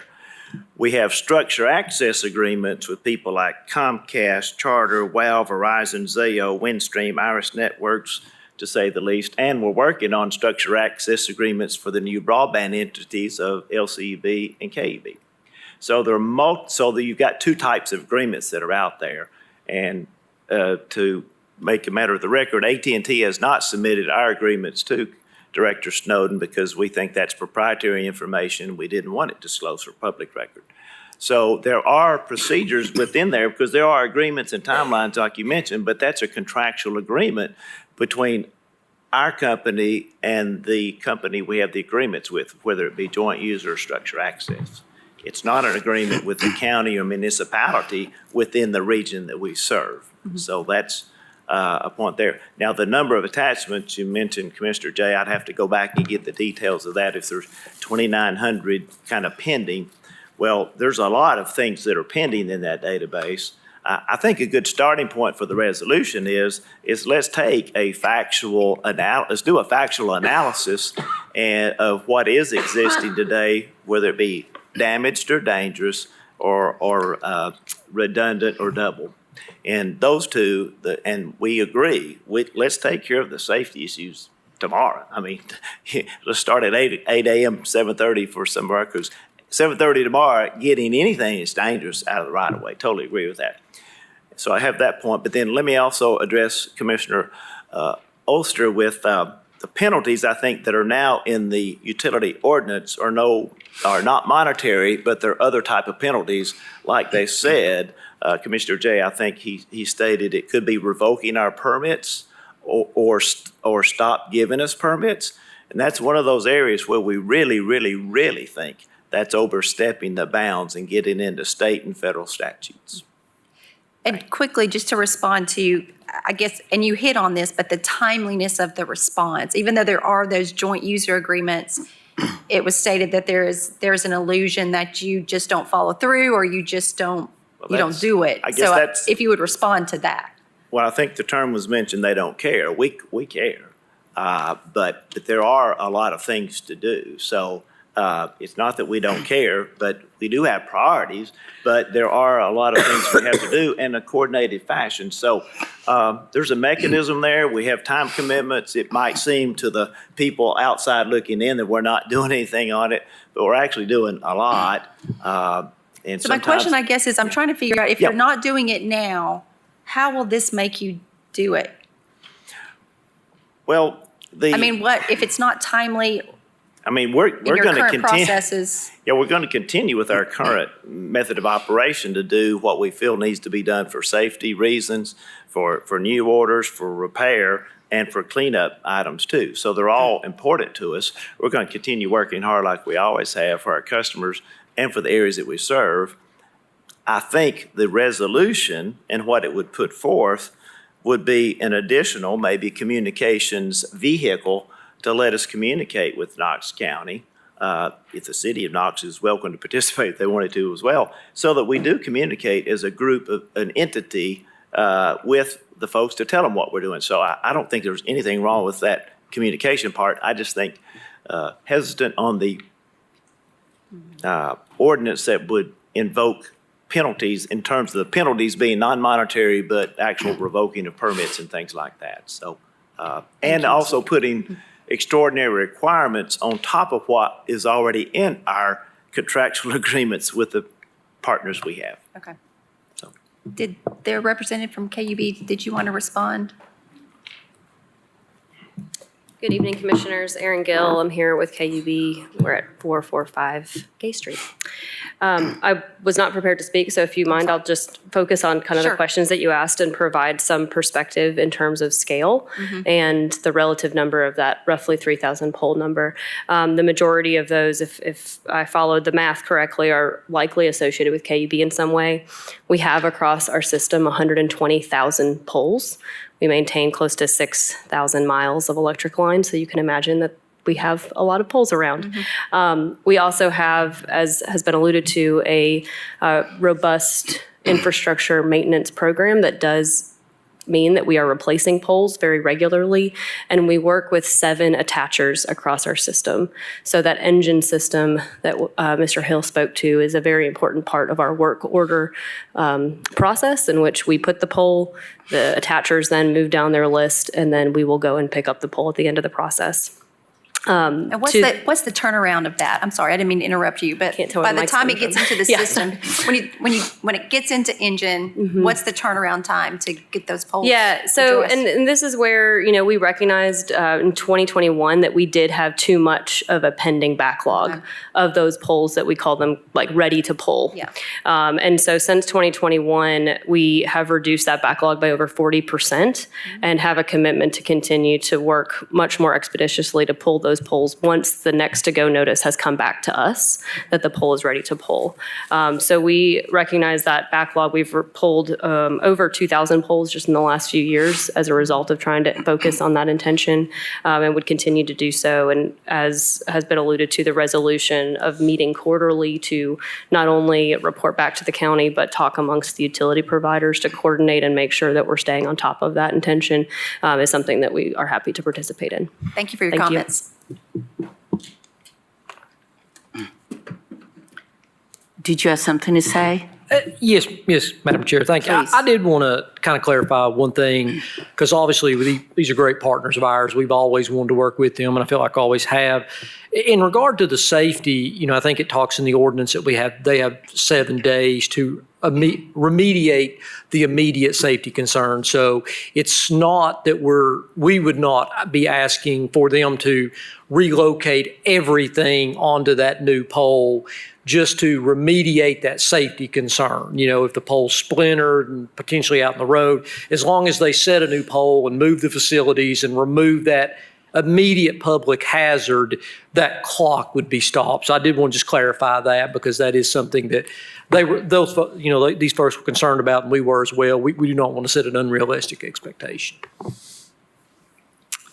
Thank you. I have a couple of questions.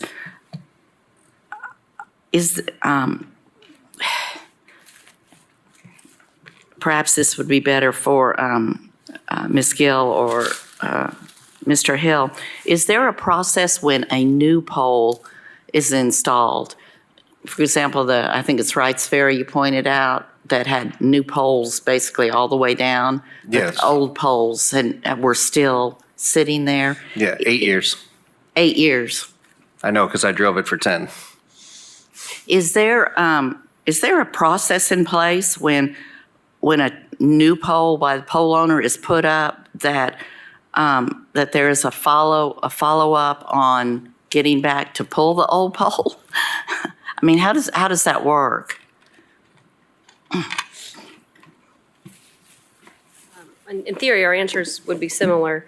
So again, with potentially up to 7 attachers on a pole, as mentioned, the engine system is a work order trigger. So it once that request or the utility sets the new pole, we then enter the work order request to go to the first attacher, and it moves on down the list. So then when the last attacher is out, they then, in theory, would put in the next to go, comes back to the pole owner as KUB, and at that point, we would go out and pull the pole.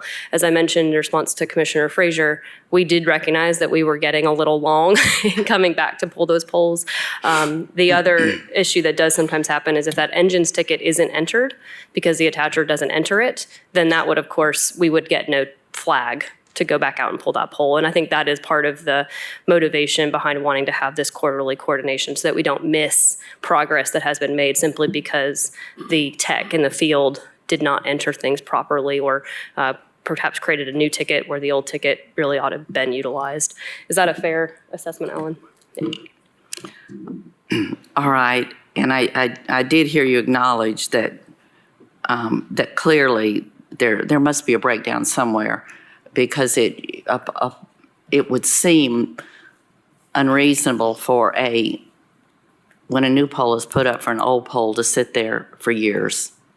That's probably a fair statement in anybody's mind. I might just add. Mr. Hill? The engine system, once she mentioned, it goes into the system and the next in line is ready to go. So it's not like then, let's say there's 2 cable companies there and then AT&T at the bottom. I don't think our guys will spend a lot of time looking for tickets of going to the next person to move, like, okay, when are you going to go so we can go? So we get those notifications when they do. And so if there's the delay in the order of that coming off, then that just it's a domino effect that extends the whole time frame. And Understood. So again, if the pole owner, us, if we insert a new pole and notice somebody's not moving, we've already put those tickets in, it would be. You have to hurry up and wait. We could take but we could take the role. I have to ask the question, actually, do we take a role of going back like they did and say, hey, we put in this new pole, nobody's moved, we need to get ours out of there, the old pole or whatever. So that's a point I can take back, but there's a process there is all I'm saying. And so, thank you. I hear your concern about utilities' concerns about dealing with permits might be overstepping. So just as a comment, that would lead me to believe then probably if anything like this goes through, there probably would need to be a monetary penalty because then we wouldn't be messing with permits. I mean, I'm just saying if we get to that phase, then that might be a little bit cleaner. We were, Madam Chair, we originally had that in the ordinance, but the point came up of the pole, or who are you finding? Are you finding the pole owner, or are you finding each individual person? Are you tracking each individual company per Right. pole, per time? It got very complicated, and also the pole owner essentially said, it's not our fault if the other person doesn't move, Right. and you're going to penalize us. So we pulled all that back, and essentially, and I really, really encourage you to read the resolution separate from reading the ordinance, because it basically says if we may all be good partners right now, but we don't make laws for when everybody behaves and it works well together. We make laws for those who don't. And so it really gets down to, let's say we have a telecom company that continues to ignore the issue and not do anything about it, and we have safety issues and we have other pole issues and they just ignore the whole issue. We don't have to issue them a permit to keep on adding more stuff. in a system they don't maintain. And so that's really the stick, if you will, the ability to say, you have to deal with this before you start adding more over here. Okay, thank you for that.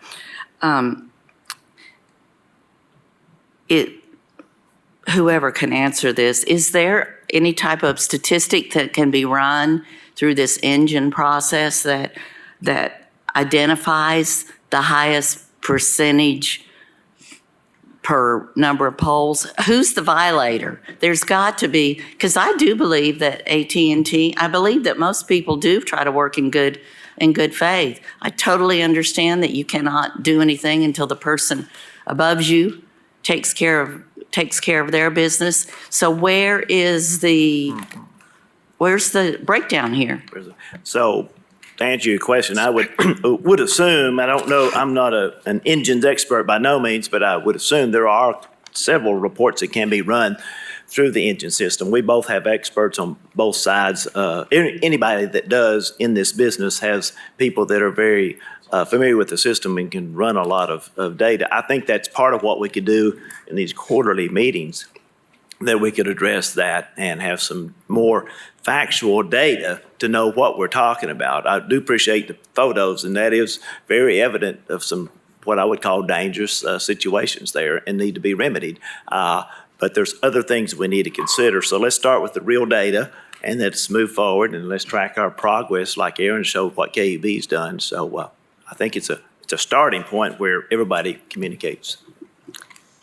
I can tell you that just to delineate the two, Madam Chair, the poll owners are KUB, LCUB, AT&T, TDS, and Frontier, all of which may have issue or elements on those polls.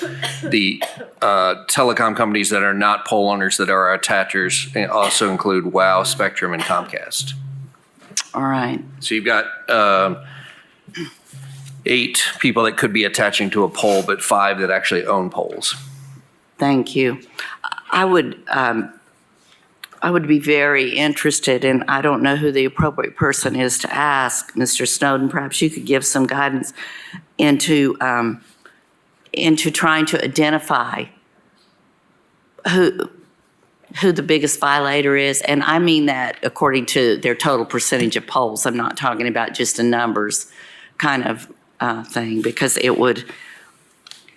I hate to go after our good neighbors, the people, utility providers that are doing it right and are trying to do a good job, that it's beyond their control, because we've got probably, and I'm just guessing, but probably some of these much smaller providers that some of them come and go that are the violators. Mr. Snowden, do you have any thoughts on that?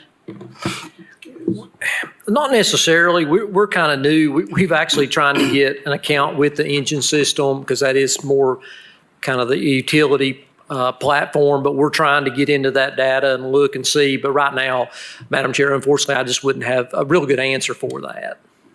All right. Thank you. Thank you. Mr. Schoonmaker? Thank you, Madam Chair. Was the original motion to approve this number 29? No, sir, it's to move forward with that recommendation. Great, thank you, because I have additional questions I want to work on this week. Thank you. All right. Mr. Jay, did you still? Yeah, just if I could, we seem to have gotten through at least most of the questions. Just a final statement. I would just encourage my commissioners, please read the resolution in whole by itself.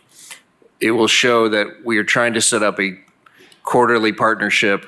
It's a statement from us saying we identify this as an issue. We want to work with all parties in good faith. If you want to be a good actor and a good neighbor, we're going to take your word for it. We're going to look at it for a year, and we're going to see if we can start addressing the issue, and we're going to come back after that. The ordinance, please read that separately. Mm-hmm. That is a public safety right-of-way issue that really does say we have an imminent danger to our society, to our citizens, and we need you to take it seriously. And you'll see the language is very much focused on let's address this. And there is lots of provisions in there that say if you need extra time, if we deem it safe enough for right now, and we'll come back to it, like there's 1,000 provisions that have watered it down to saying, we're going to work with you, but you're going to put you on the clock because this is something we do not want to fall on one of our citizens or to hurt somebody else. And it is very, I would say it's very tame in the terms of a law that enforces things. And then if that works, great. But if we have a bad actor that doesn't want to participate, then we have to have some mechanism to force them to take our safety seriously. So please read them in detail. I encourage any questions. We have a great forum we can use, and I hope we continue the discussion. Thank you. Thank you. One more quick question, and then I will call for the question. Is there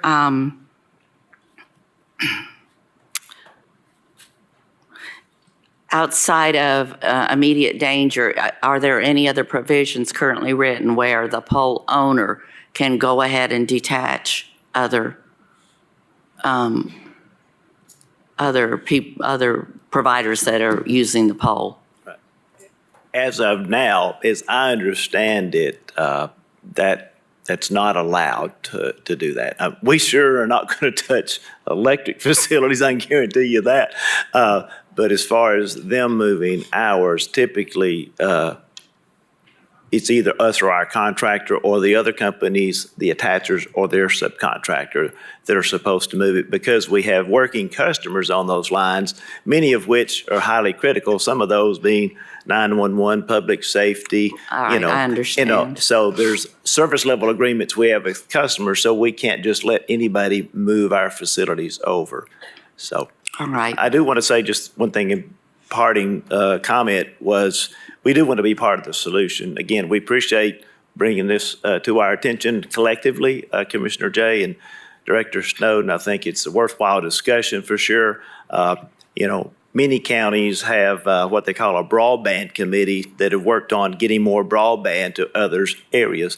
And I'm not sure if Knox County really established that or needed to, but what it reminds me of is if we're all working together on issues like this, it's a good thing for the county where we cooperate and understand the need for infrastructure, whether it be infrastructure of electricity, sewer, water, wastewater treatment, natural gas, or broadband facilities. It's highly important we work together. We want to be part of the solution. I feel like the other attachers and other utilities in this region do want to be part of that solution. We're willing to work with the commission to do so. We think the resolution is a good start. Hold on the utility ordinance per se until after the 1 year and let the commission determine maybe what works best next. So thank you for letting us speak. Thank you. Thank you very much. We have a proper motion and second on the floor to move forward without recommendation. All those in favor? Opposed? Motion carries. Without objection, I'm going to have to take a 10-minute break. We'll be back at 7:15. Calling this meeting back to order, please.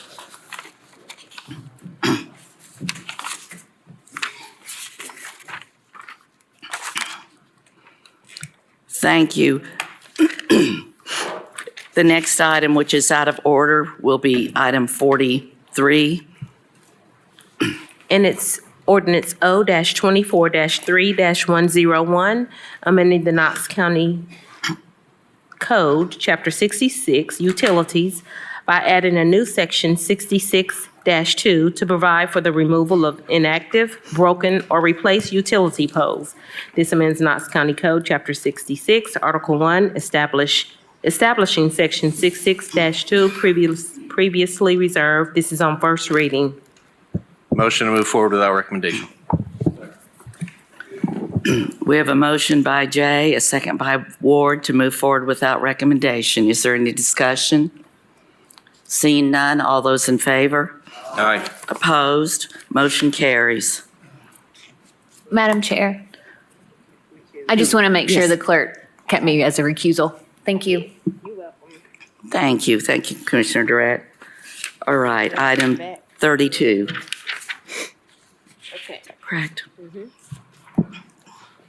We're on page 6, item number 32, Resolution R-24-3-502, approving 4 agreements in response to the state and local fiscal recovery funds, SLFRF, for various activities that mitigate the negative health and economic impacts of COVID-19.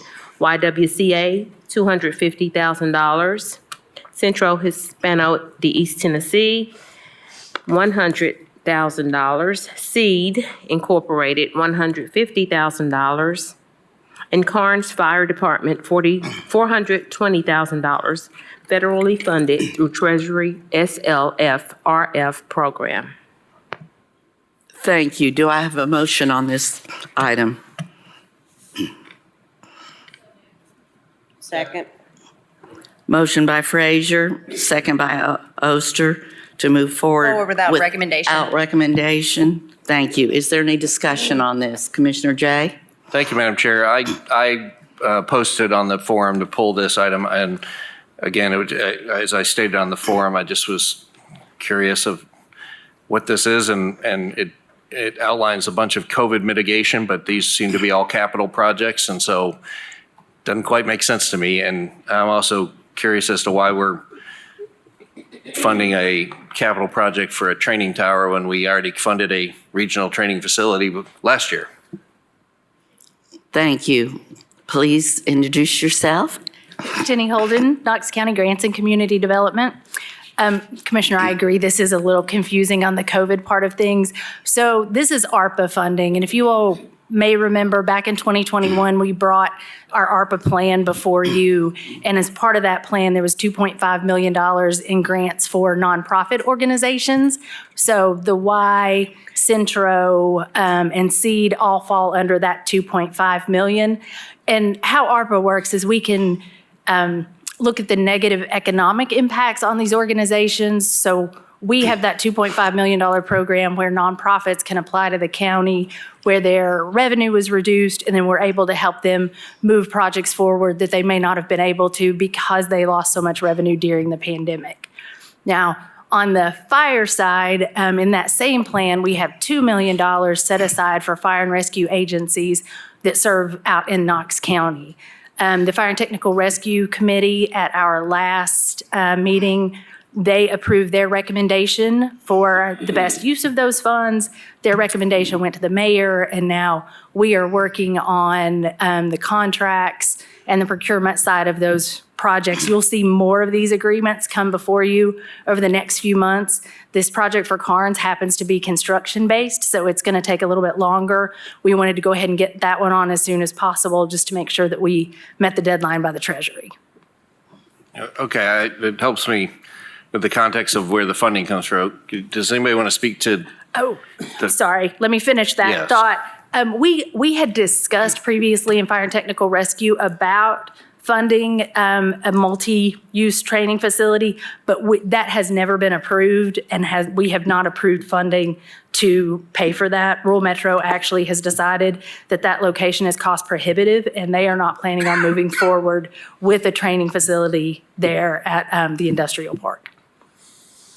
Okay, it helps me understand what it is, and what I have some concerns that we're not working together as a regional emergency services unit. If we continue to fund individual agencies for individual needs, and they don't work well together, and they don't use the same training facilities, and they don't do a lot of cooperation, we're using a lot of money to continue to build silos in our emergency services. And you don't have to respond. I'm just going to say, I think at some point we all got to get on the same page here, because we're going to have, Carnes going to have their own thing, Seymour's going to have their own thing, Rural Metro's going to have their own thing, Knoxville Fire Department's going to have their own thing, Anderson County's going to have everybody's going to have their own thing. And we've been talking about a regional cooperation for a decade or more. At some point we got to do it. So I'll let it be, but it seems like we're not putting our dollars where our intent is.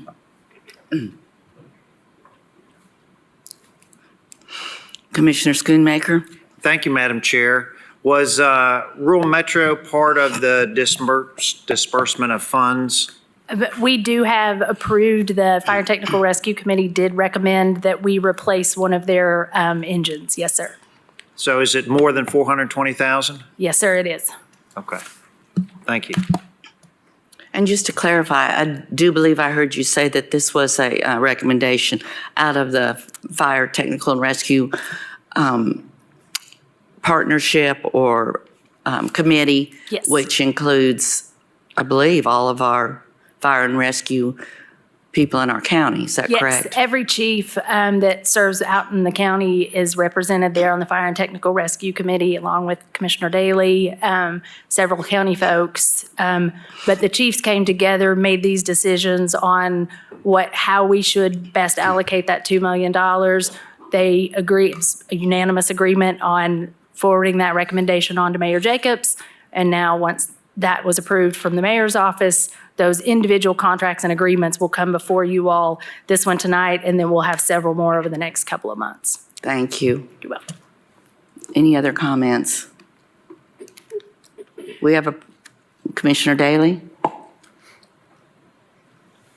Thank you, Madam Chair. I can give you some information here. Rural Metro will be 970,000. Carnes is 420, Seymour is 350, KCR is 70,000. Fire Safety House Sprinkler System Trailer, 65,000, for a total of $1.87 million out of the 2.1. 2 million. And if you remember, 2 years ago, we used just a little bit of that funding to fully fund all the agencies. Yeah, because we had a cut in their contract. Yes. So, yeah, there's things coming down. It's going to be used wisely. And Jenny, am I correct in saying that we will own that piece of equipment? Yes, sir, we will. We own the equipment. Dare say, so we'll own a $970,000 fire engine for too long, Captain Bagwell. Thank you. Will we, Commissioner Daly, will we own the building that's being constructed for Carnes Fire? No, sir, we will not own. And Chief Long is here if there are any questions specific to the project, but this is actually just the training tower piece of, this is a much bigger project that Okay. Carnes is No, doing. that we don't, yeah, he doesn't need to, okay. I want to understand what was going on. Thank you. I do see Carnes Fire Department back there. Does anyone want to make any comments about this? All right. Yes, no?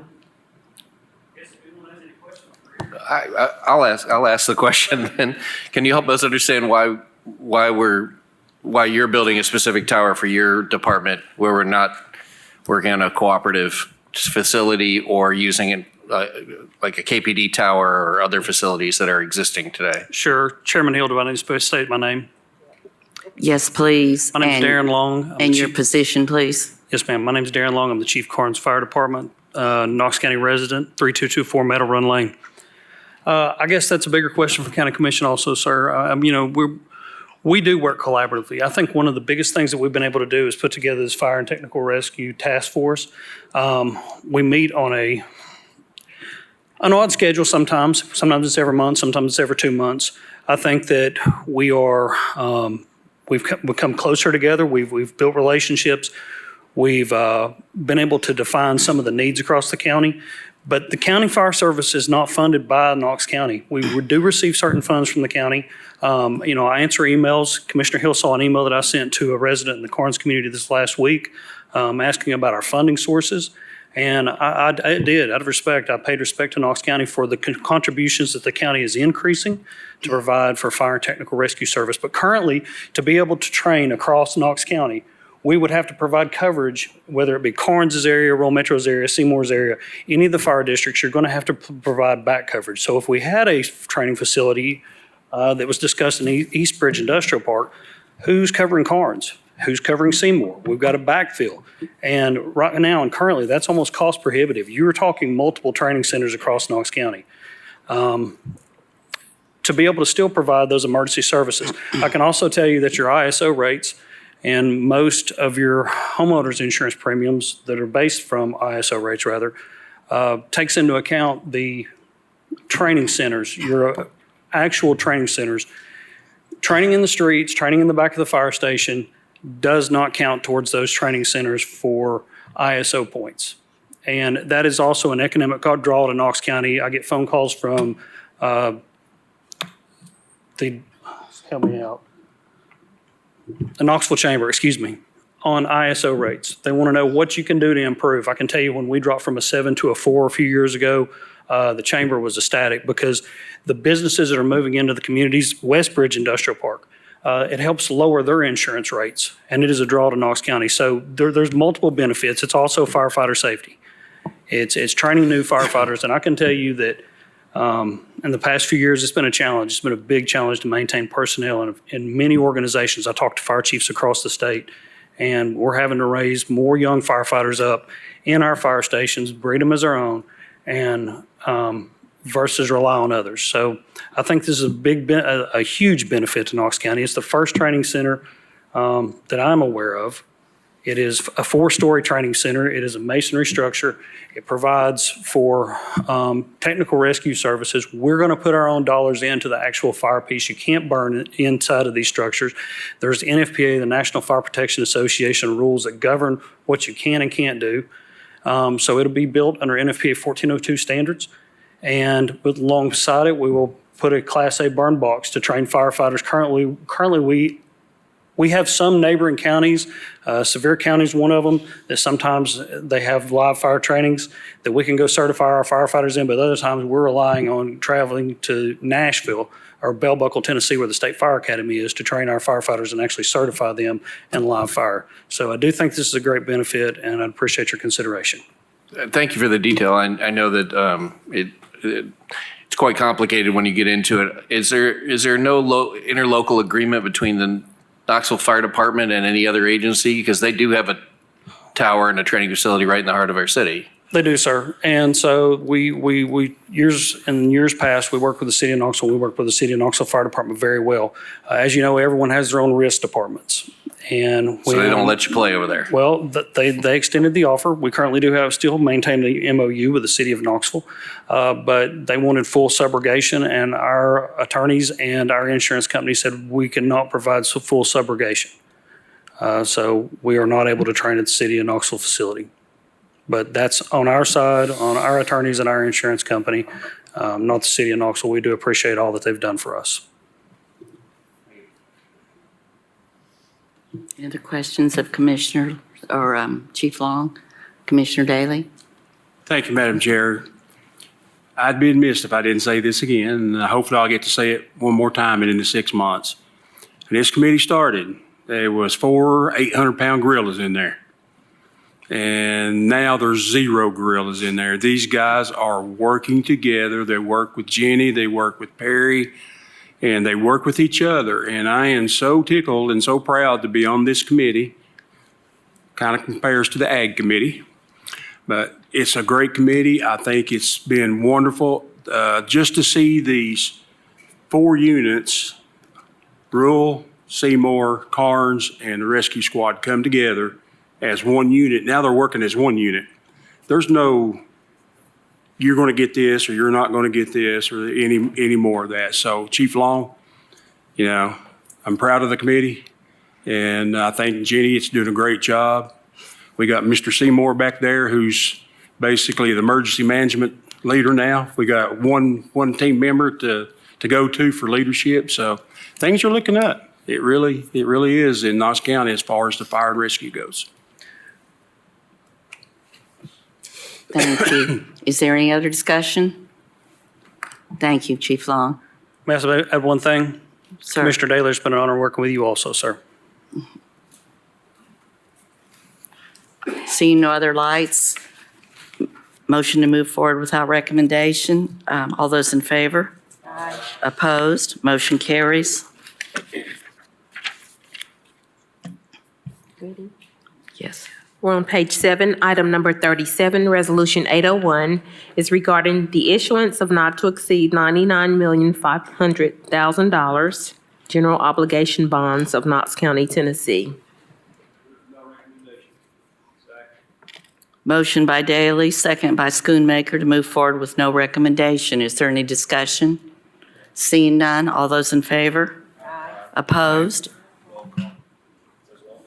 Even when, I don't have to do a roll call during the work session. not if it's recommendation. Okay.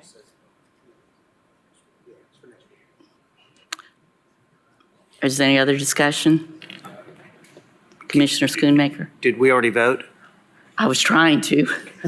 Well, Mr. Caldwell, I think just for clarification, on these bonds, we have two agenda items, number 37 and number 38.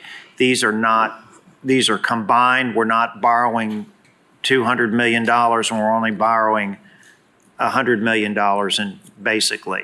Correct. Chris Caldwell, Knox County Finance. We have to do, by law, have to do two resolutions, a summary and a detail.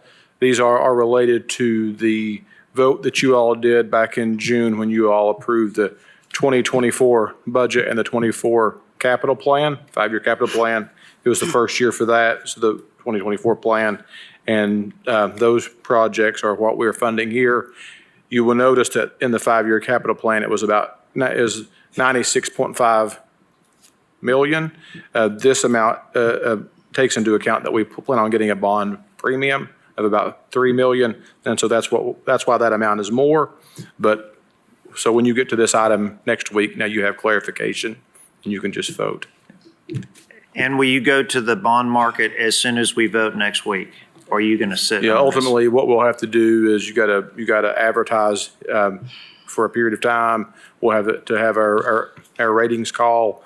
We think we'll be ready to go to the market probably in May. Okay, thank you, sir. And interest rates are currently around 4% for this type of bond.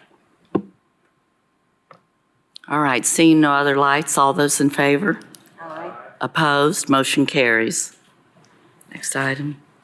Item number 38, Resolution 802. It's authorizing the issuance of general obligation bonds of Knox County, Tennessee in the aggregate principal amount of not to exceed $99,500,000 in one or more series, making provision for the issuance, sale, and payment of said bonds, establishing the terms thereof and the disposition of proceeds therefrom, and providing for the levy of taxes for the payment of principal of premium, if any, and interest on the bonds. Motion to move forward with no recommendation? We have a motion by Schoonmaker, second by Jay to move forward with no recommendation. Is there any discussion? Seeing none, all those in favor? Opposed? Motion carries. Item number 39, Resolution 803.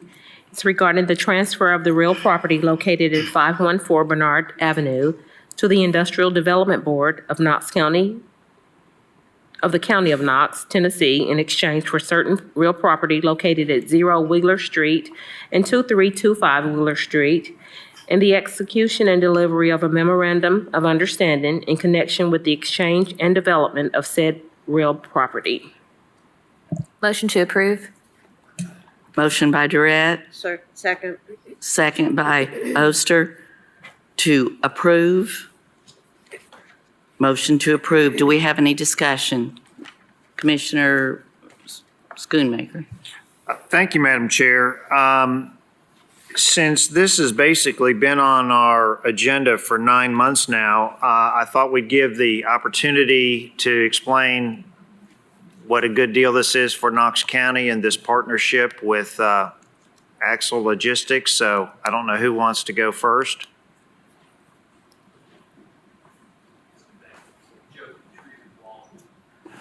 Joe Petrie with Lawler Wood. I'm the project manager for the Axle Logistics corporate headquarters and then the corporate expansion.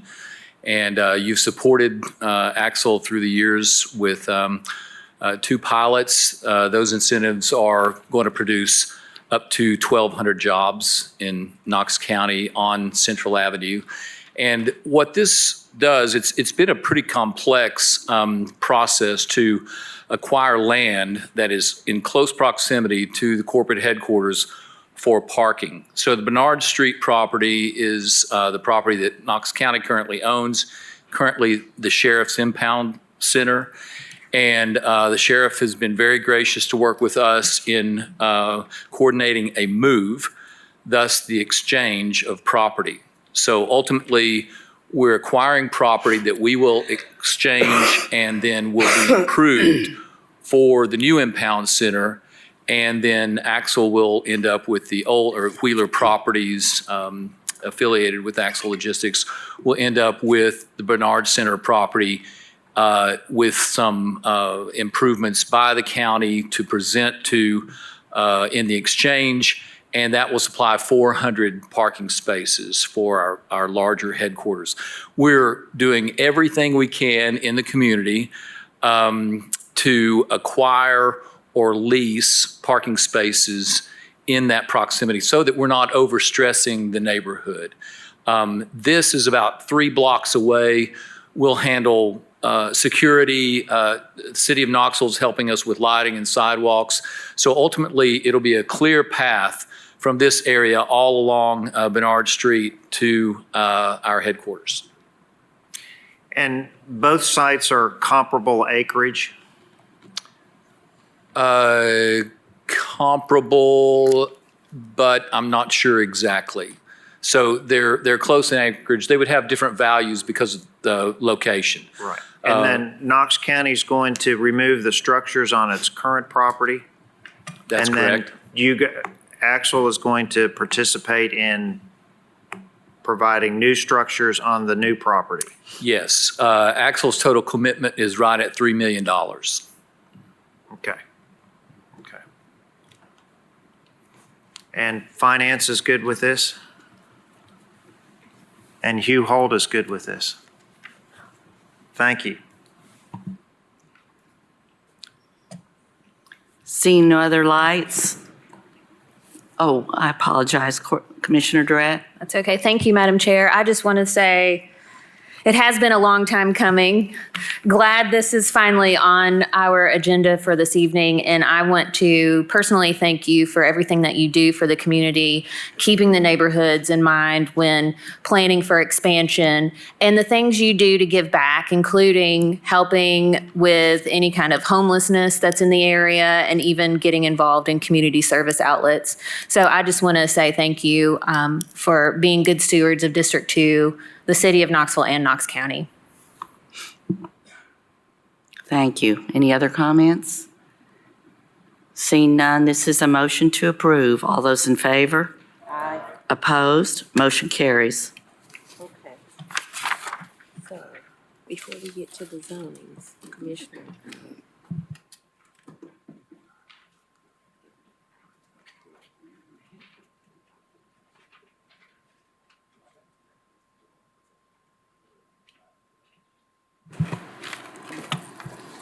Okay, the next item was added to a discussion item added to the agenda. It's regarding the July meeting schedule. Commissioner Schoonmaker, I believe you wanted to discuss this? Yes, thank you, Madam Chair. The NACO conference this summer would overlap the date of our work session in July. And so I was going to propose that maybe we do like we've done previous months for spring break and things, that we roll and do the work session the 4th Monday and then the commission meeting the 5th Monday in July. So those individuals who want to attend the NACO conference would not miss our work session agenda. Commissioner Durrett? Thank you, Madam Chair. I have plans to attend and was just making arrangements so I would be back in time for our work session agenda, because the last day of July is the last day before our general election. Thank you.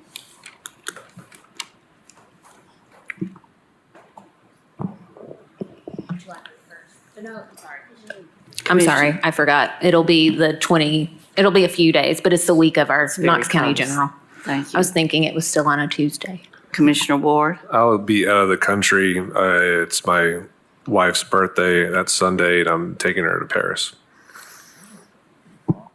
The last Sunday of the month. So if we changed it, you all right. Commissioner Schoonmaker, is there anyone else that at this point was thinking of NACO? Commissioner Schoonmaker, I don't believe. Okay. And since he's driving 6 hours to Paris, Tennessee, he could probably be back, in time, but they do have an Eiffel Tower there as well. So, it's just kind of one of those, and keep it in Tennessee, spending your money. So, no, but I just thought I'd throw that out in case other members wanted to. Thank you. Thank you for that. All right. Moving on through zoning. Do we have any questions, comments on item 45? Commissioner Beeler. Thank you, Madam Chair. I have no issues with that recommendation. If I may speak to 46 as well. Please. And the others that are in my district. Please. 46, I would just encourage you to read the Planning Commission's recommendation. I've not spoken with the applicant to see what they want to do with that property, but I would encourage you to read the Planning Commission's recommendation. And with regard to 52 and 53, I've not spoken with the applicant in several months on that. I would encourage you to research it for yourselves. Thank you.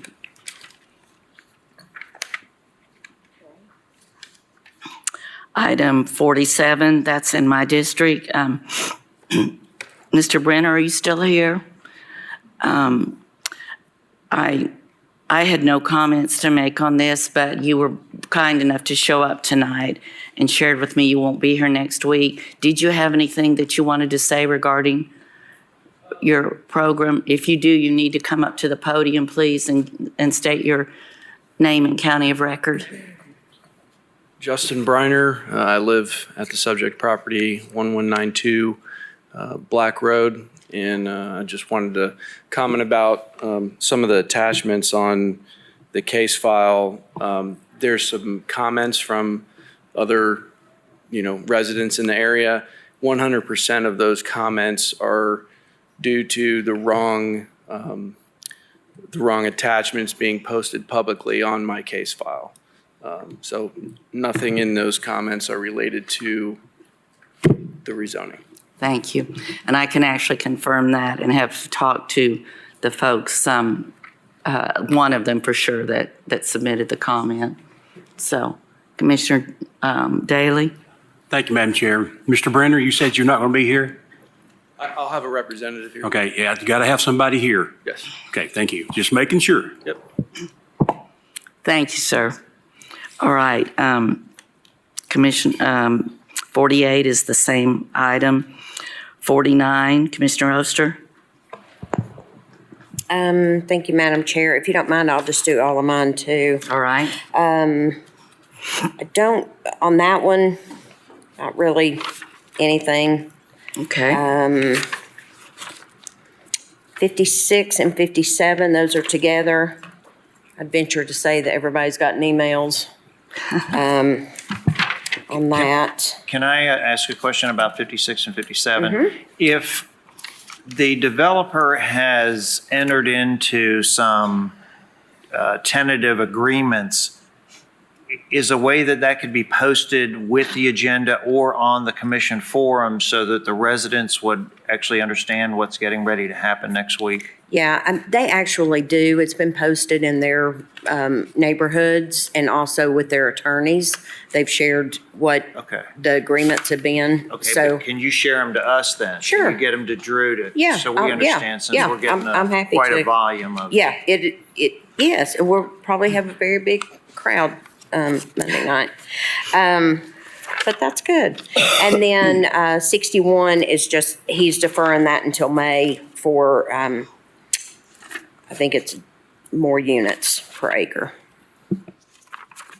Thank you. Commissioner Schoonmaker? Thank you, Madam Chair. And I'm trying to remember, did the Rules Committee, are they going to meet and discuss on our agenda for zonings only? We had talked about trying to move the consent items to be the first, second, and third items And then that way you can kind of get through that agenda quickly where the public doesn't have to wait around if they've had an item on, consent through Knox Planning and it's been, and it's placed at the end agenda. Because normally Knox Planning does it by the file number. But it would just seem to make sense where we've done it for education, you just take the first items where there was no objection when it went through the Knox Planning process and they put it on their consent agenda, at least when they transmit it over to us, that it then is the first ones that we view. And that would help the public out, I believe, at the same time. I know that Rules Committee is meeting in April. Okay, and that's what we are going to talk in April then on that? That's on there? Okay, good deal. Thank you. Thank you. District 7 is not present on item 50. 51, Commissioner Daly, any comments? The only comment is, this one is Fresenius Medical. You remember the big building they built there at the interstate? It's in between the interstate and the building. So a lot of noise on one side, a lot of noise on the other side. So.